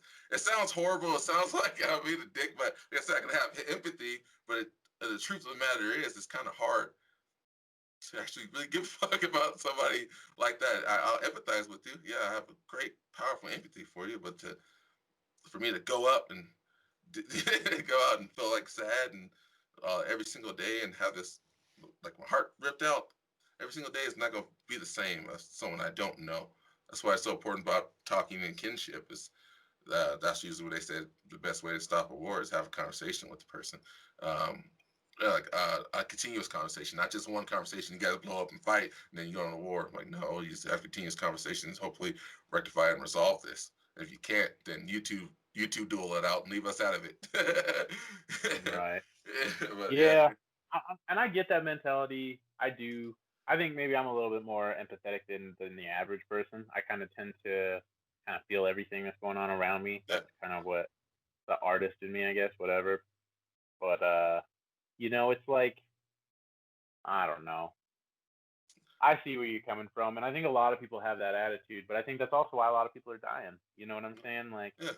and so, but at the same time, there's like no right answer. And if I've learned that, it's like the internet age has made it impossible Possible. to seek Yeah. actual truth. You know what I'm saying? We don't know what the fuck to believe in. It's very apparent, dude. When our own fucking president can't shoot shit straight to save his fucking life, you kind of tend to lose faith in the entire country, in my opinion. And so I don't know. It's all at this point, man. It is what it is, dude. I'm just fucking hoping for these fucking vaccines to kind of drop. I'm not really expecting them to. I mean, I've got my own opinion on that, which doesn't even matter because everyone's got their own fucking opinion on that. We're gonna get into that opinion, bro. We're gonna get into that opinion. I just want to make it clarified. I don't mean that to be like when I said earlier. I don't mean that to be like I don't really give a fuck about people. I do. That's not my thing. I'm just using that as a totality of an example. Like things that affect you the most are things that are closest to you. Close to your heart. Like sure. that's what I mean. I don't mean as in the aspect of like I don't give a fuck about people, let them all die. I'm not eugenics. No. That's not. So I want to make that clear. I don't want people to think like, oh, this guy wants to kill people. Like no, I don't think that. yeah. Like the Boston bombing example. Yeah. You know what I'm saying? Like, I Yeah. get it. I think that's just kind of a side effect of our culture. It's just we're so used to just like watching people die on TV all Movies, the fucking time. desensitized. I fucking accidentally ran into that what was it, that mosque shooting, man. It fucking made me sick. But it was also like watching a video game, which was disgusting. And it also reminds me of like, dude, think about when we were kids, like we were 14 probably when Modern Warfare 2 came out, bro. Yeah. And do you remember that level where you just watched no Russian. No Russian. Yeah, dude. Airport, yeah. No Russian.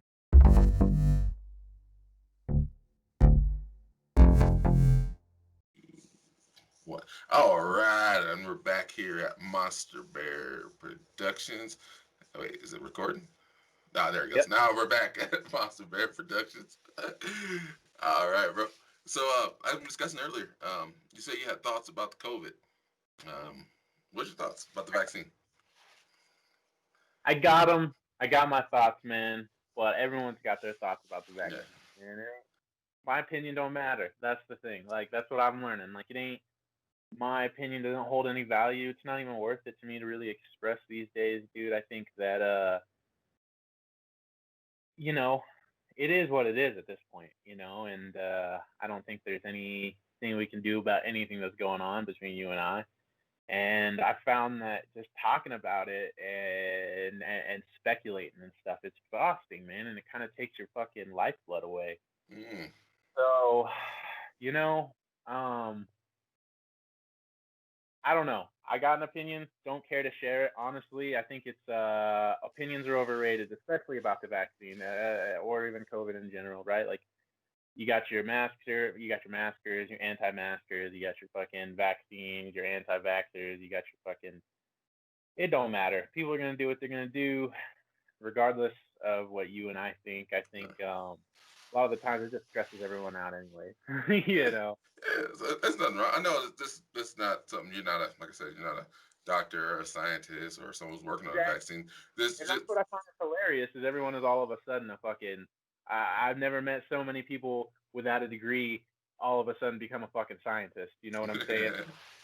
And that's what's frustrating about all this, man, is everyone wants to pretend like they know more than they do when really everybody's just getting their shit off Facebook, And that's if you want my opinion on COVID in general, man, I think there's a lot of undereducation. I think there's a lot of misguidance from everywhere, from the top tiers of our government all the way down. I think. How so? You don't mind me asking? How so misguided education, like this, inform what actual it's about? I mean, here we go. I mean, it's like, fuck, man. Like, our own president took it as a fucking joke. You know what I'm saying? Which is, in my opinion, embarrassing.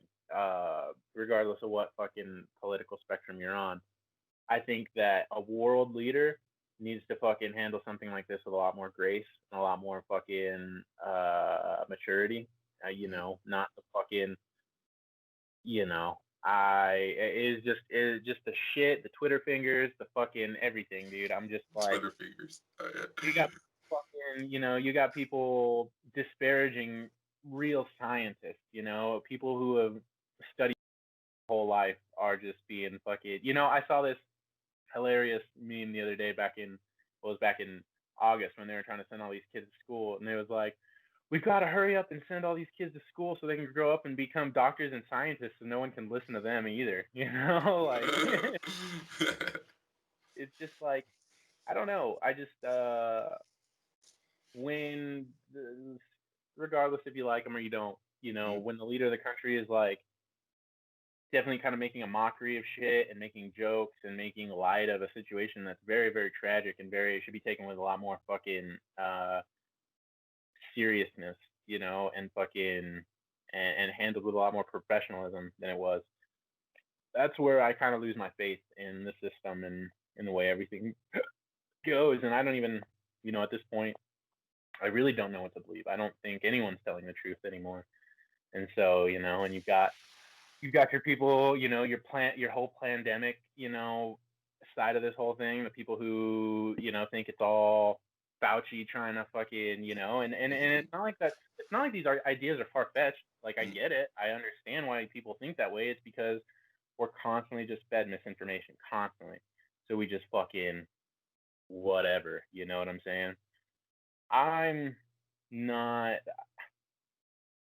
too thrilled with the way fucking with everything is going with this country. But then again, I've never been one to be thrilled with the way things are going in this country. So I've always been pretty anti-establishment as it all kind of goes.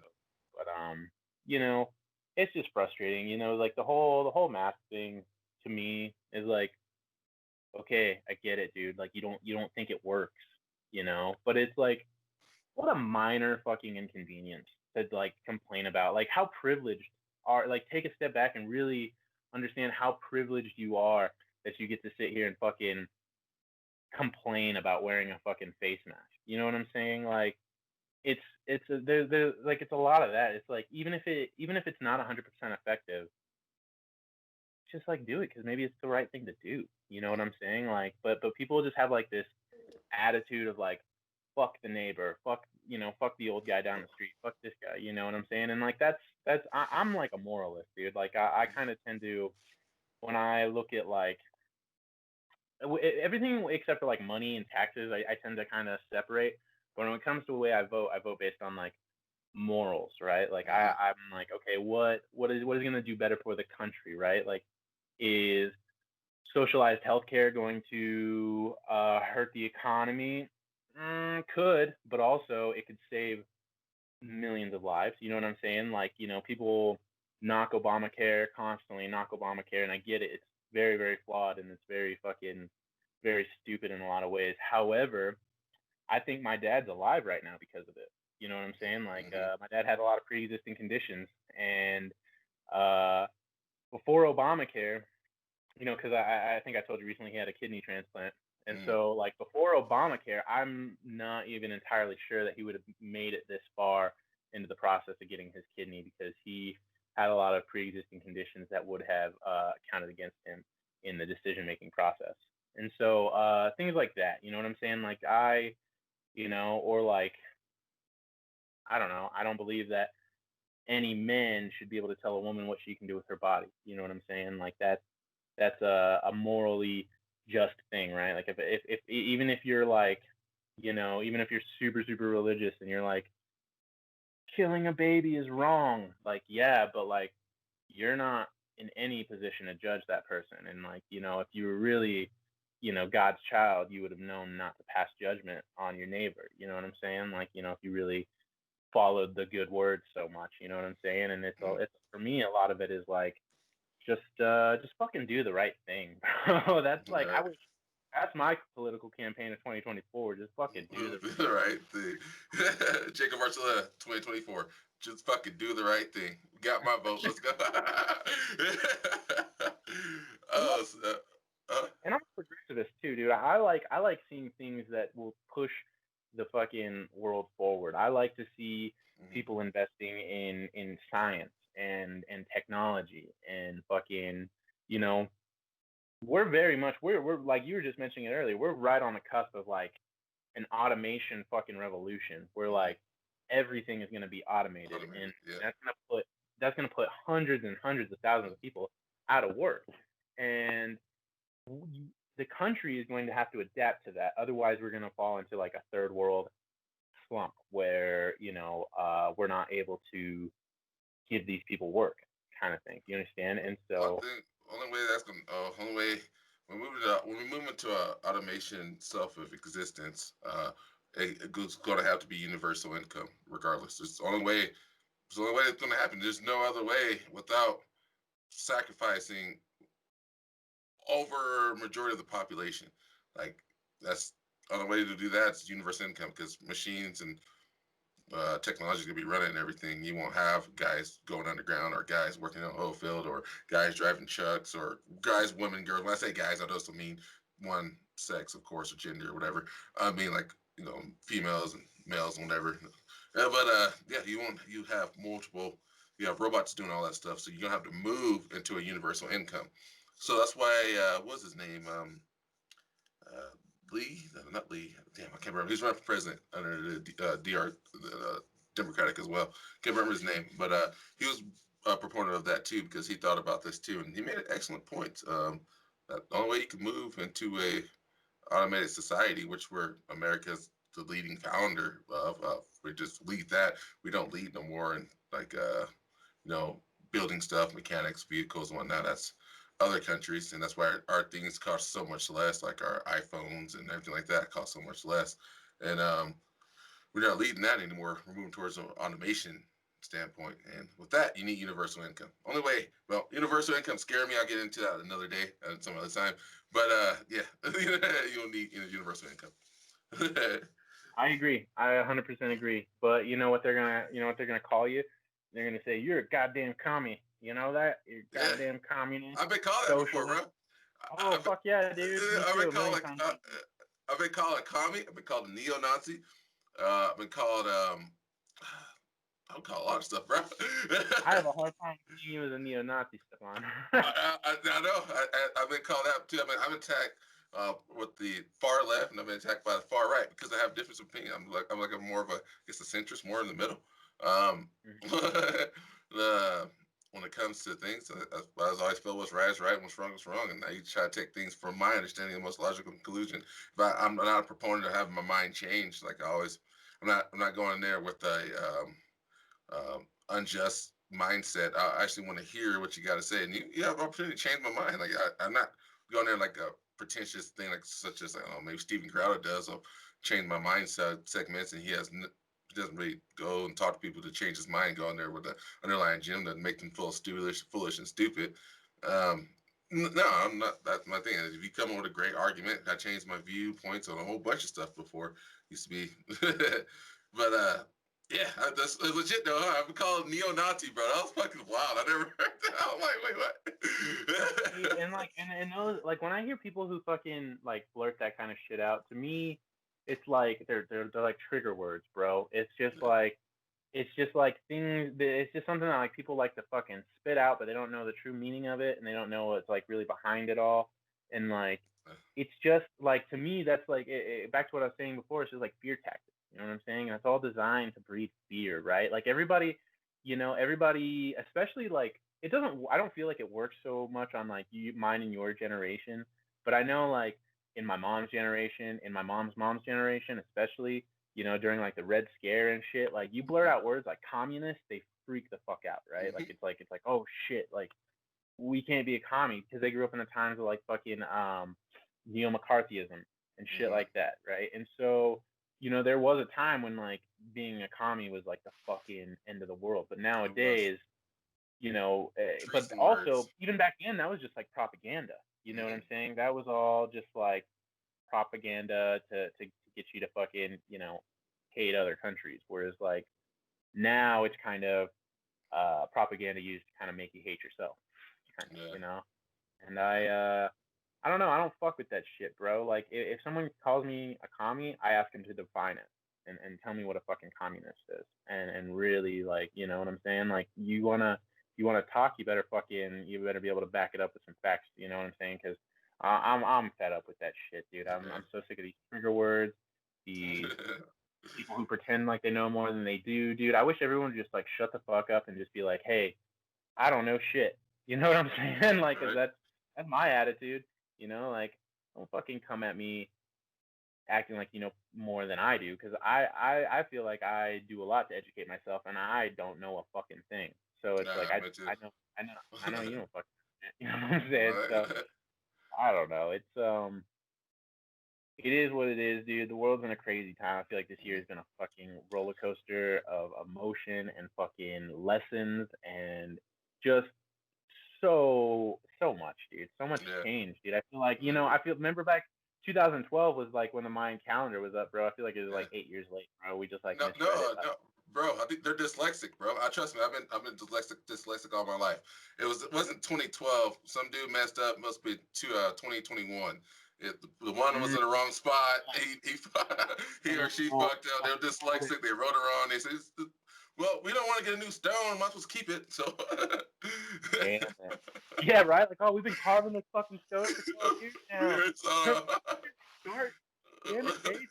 Damn it, you dyslexic fuck. Yeah. Oh, it's 2021, bro. Oh, fuck. But it's crazy, bro. I actually did. I wouldn't call myself a very religious person, but I did start reading the Bible this year just to educate myself on stuff. And like, I took a lot of when I was in college, I took a book of Revelations class that really like broke that all down and shit. And I don't remember a lot of the class. I remember it not being as scary as we all kind of think it is. But I definitely do remember like the plague, the locusts, the fires, fucking, like all, all the blood. And like, if you take a look around the world, bro, we're fucking kind of creepy, bro. And it's like, and people are just falling off, bro. They got Kobe, like, come on, bro. Like, they got fucking, got Kobe. They got the Black Panther, bro. They got fucking. Wakanda forever, bro. Oh no. Bro. It's like they got fucking Alice Trebek. Dude. They got fucking man, they got Jeopardy, bro. They got Jeopardy. It's been a crazy year, my friend. It has been. Yeah. I'm just I'm glad we're alive. That's all I can say, dude. I'm glad we made it this far. It's been shitty to say the least, but I think if we all just like take a step back and just remember all the amazing shit that we have and all the blessings we've been given, man, there's a lot. And I'm just fucking happy to be alive, man. That's all I know. So one more thing, I will kind of tell us back to the mask segment we were talking about earlier, where people like wearing a mask, not putting on a mask. You notice what's crazy? We live in like an American era. Like most people are descendants from Americans, actually, like born here and like they're like raised here, whatever, and like grew up here, whatever, all their life. It doesn't matter if you were or not, but you always believe in American values of like freedom, right? And it's like the propaganda of what schools taught us and whatnot. And not, like I said, let's say about propaganda. There's nothing always wrong with propaganda. It's the word propaganda was used in negative context. Sometimes propaganda can be used in great context. But the propaganda, American freedom, whatnot. So people, when they feel like they're being infringed on their freedom, the government's telling them what to do. And since Americans are inherently from passed on through generations, been rebellious, like no matter what, we're like the leading cause of being rebellious in the whole entire world. Just look at Boston Tea Party, every war, Civil War, whatnot. It's always been having a rebellious mindset of the government telling you what to do, and it's always like a fuck you. And like that's what this mass debate and subject remind me of. It just comes down through history of just Americans being rebellious, and what they've been taught through school, what their family genetics always have been. Because if you weren't the pioneer days fighting, like you can't go across this land. It's not your land. You even have the Mormons say like, well, you're not allowed to do this. And they were rebellious too. They just fought against that, the Alamo, stuff like that. They always have some kind of semblance of rebellious, having a sense of being rebellious, you know? So I think this whole mass situation, it makes sense why people are doing this. Your government tells you what to do, you're like, fuck you, kind of style. This So it makes sense. So I get where people are coming from. And I also get, where people come from. Like, what, fuck, man? It's fucking mass. It's not even that long. It's like 15 minutes and you're done. Well, that's how. Then the other side. Well, that's how you get you. Blah blah blah blah blah blah blah. And then the other side. Blah blah blah blah blah blah. So I can just see where people get the mass thing and have issues with the mask and whatnot. And have issues with the mask, and people who have issues with the mask. I can totally see it, man. It's like this is just America in its truest form, but it's always been this way. Straight up, dude. Yeah, even during the Spanish flu, it's been like that too. Certain states did it, certain states didn't. And the thing is, man, is I don't think it's necessarily, dude. I don't think it's all. I don't think it's all on accident, man. I think it's like it's largely in part by the ones, it's like you have a specific party of people and they all watch, like you said, like the think tank, right? Like they all just watch like, the shit that fucking caters to their ideals. I don't think like if, and I don't know this is just kind of a theory that I have, but it's like if, the pandemic would have started and Fox News was totally fucking just shut, like they were like, oh yeah, we need to like wear masks. And CNN was like, yeah, we need to wear masks. And MSNBC was like, we need to wear masks. And all of them just like agreed there wouldn't have been any sort of fucking issue. But there's this constant like, oh, well, the blue wants to do this. Well, fuck the blue because I'm the red, and then the red will do this. And they'll be like, oh, well, the red wants to do that. Well, fuck that because that's a red ideal. You know what I'm saying? It kind of leads this fucking further separation. And if everyone just fucking realized that it's like, bro, it shouldn't be red versus blue. It needs to be red and blue versus the fucking corporations at top who are stealing everybody's fucking money. That's the fucking, that's the stuff. And it kind of baffles me to see anyone who fucking, makes less than, 100 and I'm gonna take a shot, dude, because I probably shouldn't disclose. I made a very, very large sum of money last year just from working in the oil field. I don't want to say a very, very large sum, but I made a fair sum of money, and I got fucked on my taxes, and that was under the Trump administration. You know what I'm saying? And so I don't know where everyone gets off. I feel like at a certain point, like I feel like a lot of these people are on the bandwagon of just like saving these corporations. Like they have it in their mind that like, oh, this guy is gonna come after my money because he belongs to this party. When really like, the guy who belongs to this party is really trying to take money, stop giving subsidies to fucking Amazon and stop fucking, giving subsidies to fucking oil companies and shit like that. Because that's like, I don't understand why we're putting so many tax dollars towards fucking helping out these massive corporations. And everyone can sit there and be like, oh, well, like, if we take money away from the corporations, that means less jobs. I don't fucking think it does. And I think there's a lot of economists who have disproved that throughout history. Like, that's like a scare tactic, again, that's used to be like, oh no, we gotta keep feeding the fucking machine because the machine is feeding us, which is total bullshit, dude. We're just feeding that machine. It's getting fat, and happy, and we're all just fucking starving. And if people would just like come together and be like, no, fuck these corporations who are running this country, fuck Bezos, the fucker, bro, like that dude, but there's like a whole class of people who are like, oh yeah, Jeff Bezos, man, he earned it. He's a good guy. He deserves to do whatever he wants with that money. He may own fucking 6% of the fucking world's income, but he earned it. And it's like, fuck out of my face, bro. Like, like fuck out of here. Fuck Jeff Bezos, dude. And the force thrown in on. Jeff Bezos, if you listen to this, if you want to sponsor Mouse Spirit Productions, we will disown all his rhetoric about you. Yeah. Not own. I want you to sponsor, not own. I'm saying, Jeff is my fucking enemy. You know why? Because I Jeff know. is nothing but fucking people. You know what I'm Yeah. saying? Like, Yeah. and that's like, fuck that dude, man. And I wish people would, I wish people would get their head out of their ass. And it's just misinformation. And I can at least say that, hell, dude, there's a very, very strong possibility that I've been misinformed myself. So there's that too. My opinion could be total fucking bullshit as well, right? Who knows, So, dude? That's why I so tell what them. you're saying, Jeff Bezos is actually the hero. So what you Yeah, mean actually, it is, turns out. turns out Jeff Bezos is actually the guy who saved the world. Yeah.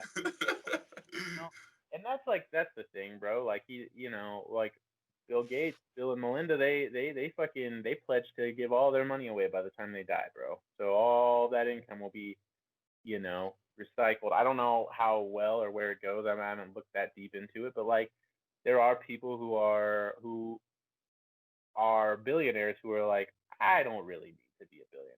And then there are some billionaires who are just like money hungry, and the only way that they can sleep is by making more fucking money because that's all they know. You know what I'm saying? It becomes an addiction. I know that. That is for sure. The It's more money definitely you addiction. make, the more fucking you want, and you're like, oh shit, I fucking, I made X amount this check. Let's fucking make more than X check. You know what I'm saying? It does. It becomes a game, and it's fun, but it can also become self-destructive, and it's kind of dangerous.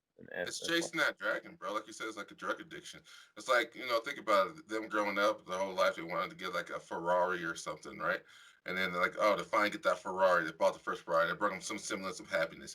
But then that Ferrari's not bringing them happiness anymore. Now they want to move up to a Lamborghini, and they move up to a Lamborghini. And that Lamborghini give them not the exact same happiness as the Ferrari give. So it's getting less and less and less. The first time they buy the yacht, they need a bigger yacht. Well, now this yacht's not perfect enough. Now I need a Bugatti or something. Well, this Bugatti's not good enough. I need two Bugattis. Okay, and this Bugatti's not good enough either. All right. What I want is actually keep going, keep going. Keep going and going, and then Yeah. you're still chasing that dragon, that sense of happiness, that high of that great happiness, which is better. Happiness is the greatest high out there. You can hear it from heroin, weed, DMT, wherever you take it. The actual happiness is actually the greatest high out there because it was mostly what weed and all that stuff do for you to give you some kind of peace and joy, and you have like great laughs and you're having fun. The happiness is actually the true form of the addiction, and you keep doing that addiction to bring back that happiness, and that's the greatest form out there, is just that happiness high. And it's like any kind of drug, you just substitute the weed or whatever kind of drug you're doing and put that for money. It's the exact same scenario. They're having to get more and more to chase that dragon, get that happiness, and feel to get that Absolutely. pleasure. It's fascinating. And that is something that I'm learning, man. I listen to this really cool podcast. It's about depressed comedians is really what it's about. And if I've learned anything, it's that like no matter how successful you are at your career, no matter how much money you make, like your demons can fucking fuck all that up, bro. Like it doesn't like the money is. And I used to think this for the longest time, bro. I was like, fuck those people who say money can't buy happiness. They've just never been fucking poor before. You know what I'm saying? But like, I am learning that even when you reach these certain echelons of fucking cash flow or possessions, right? Like you're saying, the Lambos, this and that, it's never enough, right? And it just becomes this fucking unfulfilled fucking appetite that you have. And so I think, um, something that I've learned in 2020 that I want to fucking try to work on is like, um, maybe not necessarily chase money, but kind of because I used to chase money for money's sake, but now I'm chasing money for my future, kind of thing. So like, I want like I was saying that generational wealth, but I don't want it because I want to. It's not because I want the Lamborghini anymore. It's more because like, fuck, dude, I never had shit growing up, and I feel like and like if I'm gonna reproduce way the fuck down the line, I'm gonna need. It takes a lot more to fucking do. It takes a lot more to provide for a kid than it did fucking 30, 40 years ago. You know what I'm saying? It was a lot more possible on a 40-hour job, but now like I don't foresee myself being even right now doing what I do, dude. I couldn't provide for a kid, and even like when I was back in the oil field making really good money, don't think I could really provide for a kid properly, and that's Mhm. scary, bro. And like, I don't know. I think this year is all about just gonna be like chasing that money, but also like really exploring the things that are going to make me happy because I am learning that the money isn't what makes me happy. Things are cool. Living a certain lifestyle is great, but there's a whole element to life that I think gets overlooked. Just like the pure fucking miracle, dude. Like the fact that we are you and I, one in a fucking trillion chance being on this fucking spinning rock, Right. rotating around this fucking big old gas ball, bro. Like, we are a fucking miracle. We're the apex Mhm. predator on this fucking planet. We're doing the most. We're thinking at the highest cognitive level that we know of out of any other species on this planet. We're fucking able to communicate through fucking air, through fucking tangible air. You and I are talking like we're in the same fucking room, dude. That It's wild. alone is a miracle, dude. You know what I'm saying? That is some real shit, dude. And if you take the fact that like, dude, you were 1 in 2 million sperm, and then we are 1 in fucking 8 billion rocks Mhm. rotating around this. You know what I'm saying, dude? Like Yeah. the fact that we're here is nothing less than a miracle. And I think it's very important to be thankful for that, acknowledge it on a regular basis, and just like kind of take it for what it is, dude. Because life Mhm. is beautiful, even though it kind of sucks. Yeah, So no, for real.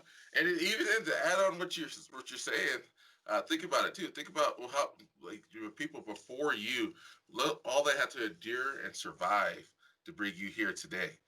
I don't think people realize that. If you think about it, like how you're here, you got to think about what your ancestors, your forefathers, all had to get been through and do to bring you what how we're talking right now that's a today. very cool way to think about it. If Yeah, you I didn't even think about seriously, that. yeah, you got to think about all the stuff through history books, all the war, the famine, the trades, the viruses, the disease, getting hunted down by lions, tigers, bears. Oh my! Like Yeah, bro. technology advanced, create systems. Not worried about your neighbor going to come over and kill you or something like that. You got to do. You have to survive all this stuff to get you here right now, which is wild, bro. Touring That is seas, fucking touring wild, this bro. stuff. It's fucking wild when you thinking about it. Multi wars and whatnot, conquerors and a whole bunch of stuff, man. It's when you think about how it just from that aspect of just what brought you here, what your ancestors have to go through and have to do and have to succeed and persevere. That's why I see issue with, like, when people bring up like alpha and beta. It's like, well, if you think about it, everybody is born from an alpha, so it doesn't matter. Usually, most of the betas are dead and died off by now. So it's like it's Yeah, pretty fucking wild, bro. It's just yeah. it's pretty wild. But yeah, man. Crazy, bro. Crazy world. We're probably going to we could end it right here, bro. You got anything you want to say? Any shout outs? Send me a link to your merchandise too, so I can tag it in here. Yeah, absolutely. Yeah, check out MrSandcan.com if you're in the Fort Collins area. If you're looking to support some local business, I got some merch. If you like what you hear, keep supporting Monster Bear Productions. I think you got a really awesome thing going on, Stefan. Um, and thanks for having me, bro. And shit, dude, you ever want to do this again, dude? Hit me up. I love fucking shooting the shit, bro. Yeah, most definitely. We definitely come back on. As soon as that, I'm already to it, bro. I'm gonna keep asking you about it too. As soon as you start filming your idea of the film you want to do, even if you had to post it on YouTube or something, bro. I want to see it so bad. Absolutely. Absolutely, bro. I'll definitely let you know. I'll keep you posted, dude. And you keep doing what you're doing, bro, because this shit's awesome. So, Thanks, fucking, man. it's gonna find its way, man. I'm telling you. Well, the key to this, at least from my little understanding and my little bit of knowledge that I have about this, dude, is just persistence, bro, and the quality, like, and just try to better each episode, right? You find that thing that people, don't like, or you just kind of find little ways to improve. But I feel like the fact that you're consistent right now is going to fucking take you so far. So Man, like keep it up, dude.